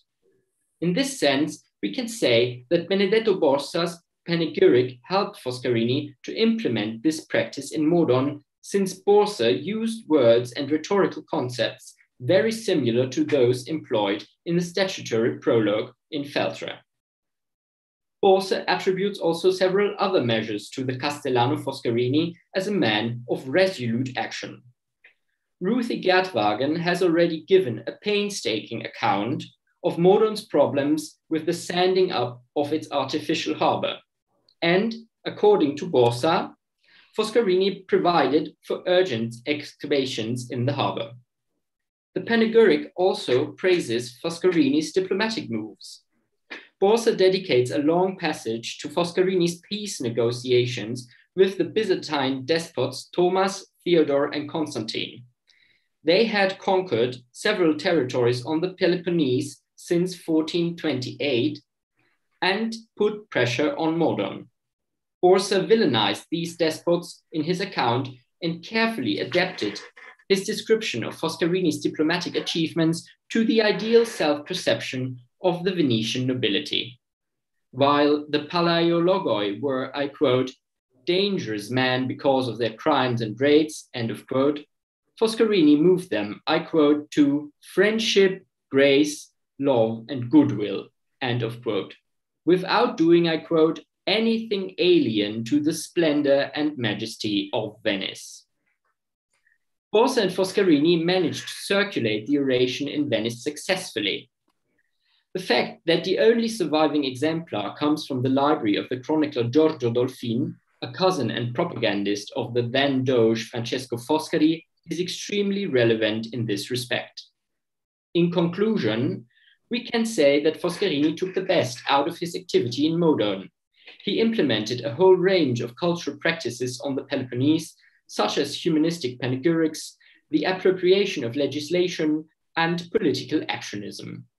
Advertising these actions proved to be a successful move because Foscarini's career took off immediately after his return. His first election to diplomatic office in 1445 was certainly a consequence of Borsa's summary of Foscarini's negotiations with the despots. Ludovico gained far more than just prestige. He learned long-lasting lessons from the peace talks with the despots. He transformed these lessons into patterns of action and implemented them over the following decades in his letters as rhetorical strategies. The most important one consists in praising the recipient, alluding to his shortcomings and thereby stirring inferiority complexes. Recipients of such letters were typically mercenary captains and other military men who lacked political legitimacy, power, and prestige. Since humanistic letters were read aloud at socialite occasions in Venice, Foscarini made these circumstances available for public discourse. A letter from 1451 offers an excellent example of what we might call the inferiority complex strategy. The recipient is no other than the former despot Constantine, who in the meantime had become the Byzantine emperor. In 1451, Foscarini had no diplomatic functions but was governor of Verona. At that time, Constantine was at odds with Venice over custom tariffs. Foscarini's political ally, Niccolò Canal, had already been sent unsuccessfully to Constantinople to change Constantine's mind. It is implausible that Foscarini himself took the initiative to write to Constantine in this matter. A letter of such a level had to be written at the behest of the Senate. Many knew that Foscarini was familiar with Constantine and Thomas, and therefore possessed the situational conformity necessary for the psychological treatment of Byzantine princes. In a way, the Senate itself was a recipient of such letters because they were read aloud and voted on before sending off. Foscarini not only meticulously adapted the letter to Constantine's inferiority complexes, but also to the expectations of the Venetian audience. He referred back to Borsa's well-known account, which reflected the negative perception that the senators had about the Byzantines. Foscarini praised Constantine's achievements on the Peloponnese in the 1430s and 40s, which had been remarkable considering Constantinople's situation in 1451. Foscarini pretended to live, as it were, I quote, among the praises of your grandness, end of quote. However, a subtle change of tense from present to future reveals that the Venetians were well aware that Byzantium was on the verge of disaster. I quote, the splendor of your name, the memory of you will not fade, end of quote. In the last and second part of my presentation, I will point out very briefly some exchanges of epistolary practices across the Adriatic between Foscarini and Maffeo Valareso, following 5 themes: distance, exhaustion, pity, barbarians, and fish. Valareso was a Venetian nobleman by birth, an archbishop of Zara from 1450. Few letters between Foscarini and Valareso survive from the early 1470s, but there is reason to believe that they had known each other for a lifetime. Foscarini and Valareso were also both influenced by the form letters of Gasparino Barzizza, and their epistolaries bear several similarities. These similarities are easily explained by the fact that Barzizza's form letters were adapted to the communicational problems of Venetian noblemen who were trying to enhance the prestige chances of their houses. Foscarini and Valareso felt that situational conformity had to be passed on to future generations. With that in mind, Foscarini arranged his letters in a didactic order, and Valareso commented his letters in the margins of his epistolary in manifold ways. A typical communicational problem of Venetian noblemen serving as governors or ambassadors was that they were often distant from the decision-making process in Venice. As a bishop, Valareso's eccentric position was even more disadvantaged, since he was far away both from Venice and Rome. As Jadranka Neralic has shown, this affected Valaresso's chances for success in various legal disputes. Formal public letters were a not natural means to influence the decision-making process in the center from the periphery. Foscarini and Valaresso cultivated many ways of dealing with what we might call the periphery problem. Complaint about this issue was a recurrent topic in their letters. Valaresso lamented his position in Zara in a ridiculously exaggerated fashion. I quote, "I am in this remote region where even if the sky fell down, I would not hear it." End of quotation. Another similarity is that Foscarini and Valaresso often complained about their workload. Valaresso used exhaustion constantly as an excuse for almost anything at all. Foscarini used it especially around 1455 as a device to criticize his opponents. Evoking pity by describing his own exhaustion was a key part of this theme. Valaresso had already developed elaborate ways to provoke commiseration around 1450.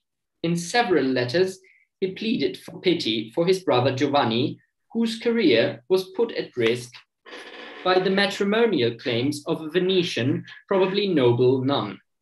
This was not a trivial task. Such lawsuits were treated with a certain severity in Venice because the defloration of noble nuns put the honor of their male relatives in danger. Valaresso's letters in this matter are almost all directed to spiritual mentors and allies of Foscarini, like his uncle Filippo Parruta. Foscarini might have taken inspiration from Valaresso's letters and his epistolary campaign, which he knew through his uncle Filippo Parruta, to evoke pity and reenacted the scheme some years later. Another similarity between Foscarini and Valaresso is that both had to deal with the fact that the political situation in the Stato da Mar was often characterized by an interplay of ethnic diversity and competition for power between Venetian and local elites. As Jadranka Neralic has shown, this kind of conflict was part of Maffeo Valaresso's daily business. So maybe it was just natural that Valaresso, in letters to his patron Cardinal Pietro Barbo from 1458 to 1461, would often complain about Dalmatines as barbari homines. When Foscarini was governor of the Friuli at about the same time in the early 1460s, he closely collaborated with the Barbo family, which played a crucial role in Foscarini's fierce rivalries with other politicians. Foscarini might well have read some of Valaresso's complaints about Dalmatines as barbarians. Just as Valaresso did with the Dalmatines, Foscarini described recalcitrant freelance as barbarians. The last similarity between Foscarini and Valaresso offers a fascinating insight into the political culture of the Venetian nobility. Valaresso often tried to improve his communication from the periphery using presents and gifts. For example, he presented his patron Cardinal Pietro Barbo not only with medals and icons, but also more frequently with barreled fish. Valaresso highlighted his often elaborate descriptions of fish presents with marginalia like "Mitto pisces in gelatina," here to see in one of these marginalia. As Edward Muir has shown, presenting fish in political contexts was a symbolic gesture in Venice. The Doge gave fish to his 6 councillors on Maundy Thursday. Without his councillors, the Doge was politically impotent. Symbolically nurturing them for Lent stabilized his fragile preeminence. Valaresso clearly reversed the gesture to endear himself with his patron, but also used it in the classic way with subordinates. Foscarini used it exclusively in the classic way. According to his letters, he made fish presents only when he was acting as a government official, reminding local elites of their subordinate position. In conclusion, we can say that for Venetian noblemen, both secular and ecclesiastical, the Eastern Adriatic was a field where cultural practices acquired in the motherland could be applied to a different, yet not unknown context. When new challenges arose, this territory became an area of experimentation with and development of such practices. Last but not least, the Eastern Adriatic was a stage on which Venetian officials performed their tasks in the eyes of their peers. Sharing experiences within kinship structures was of paramount importance in this process. It is by no means a coincidence that Foscarini, dealing with local problems as a secular official, used practices similar to those implemented by an ecclesiastic noble official like Maffeo Valaresso. These similarities in situation and reaction can be traced back to their shared education, attitude, and probably contact. Thank you.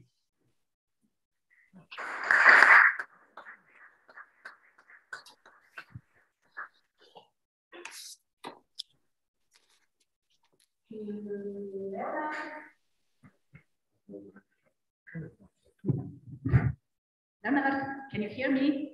Yes. Okay, great. Thank you very much for this fantastic presentation. It was a nice evocation, a re-evocation of our common friends, Foscarini and Maffeo Valaresso. And I'm very, very pleased about what you said about the communication problems and the similarities that both humanists, archbishops, said about the Dalmatians and the Friulians. We certainly were not barbarians, but certainly not. No, no, no. The other thing that I like very much is that Maffeo Valaresso was also a very lazy person, or at least he lamented always exhaustion of whatever, for whatever reason. That was very nice. I like that very much. Thank you for being with us. I hope you can see our golden hall, so that at least you have the impression of what you missed in Zagreb. But still, I hope you are very fine in Munich.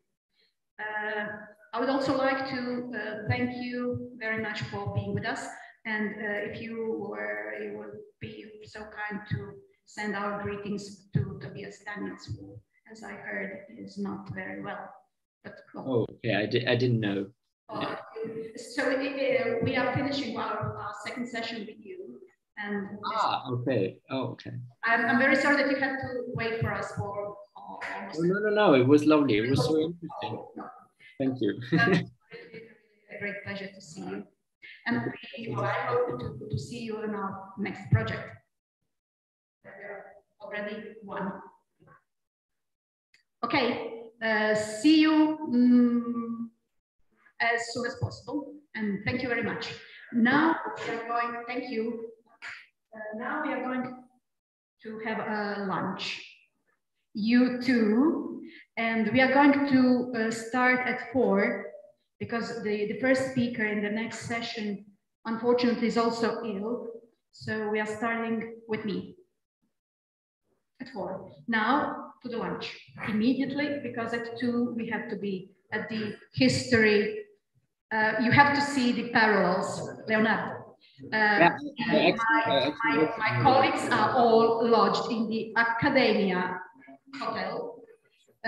They work in the Institute of History, and we are going to go to the restaurant called History in the Kalčićeva Street, which is the Ivan Kalčić was the historian of Zagreb in the 18th, at the end of the 18th and 19th. So we are very deeply immersed into history.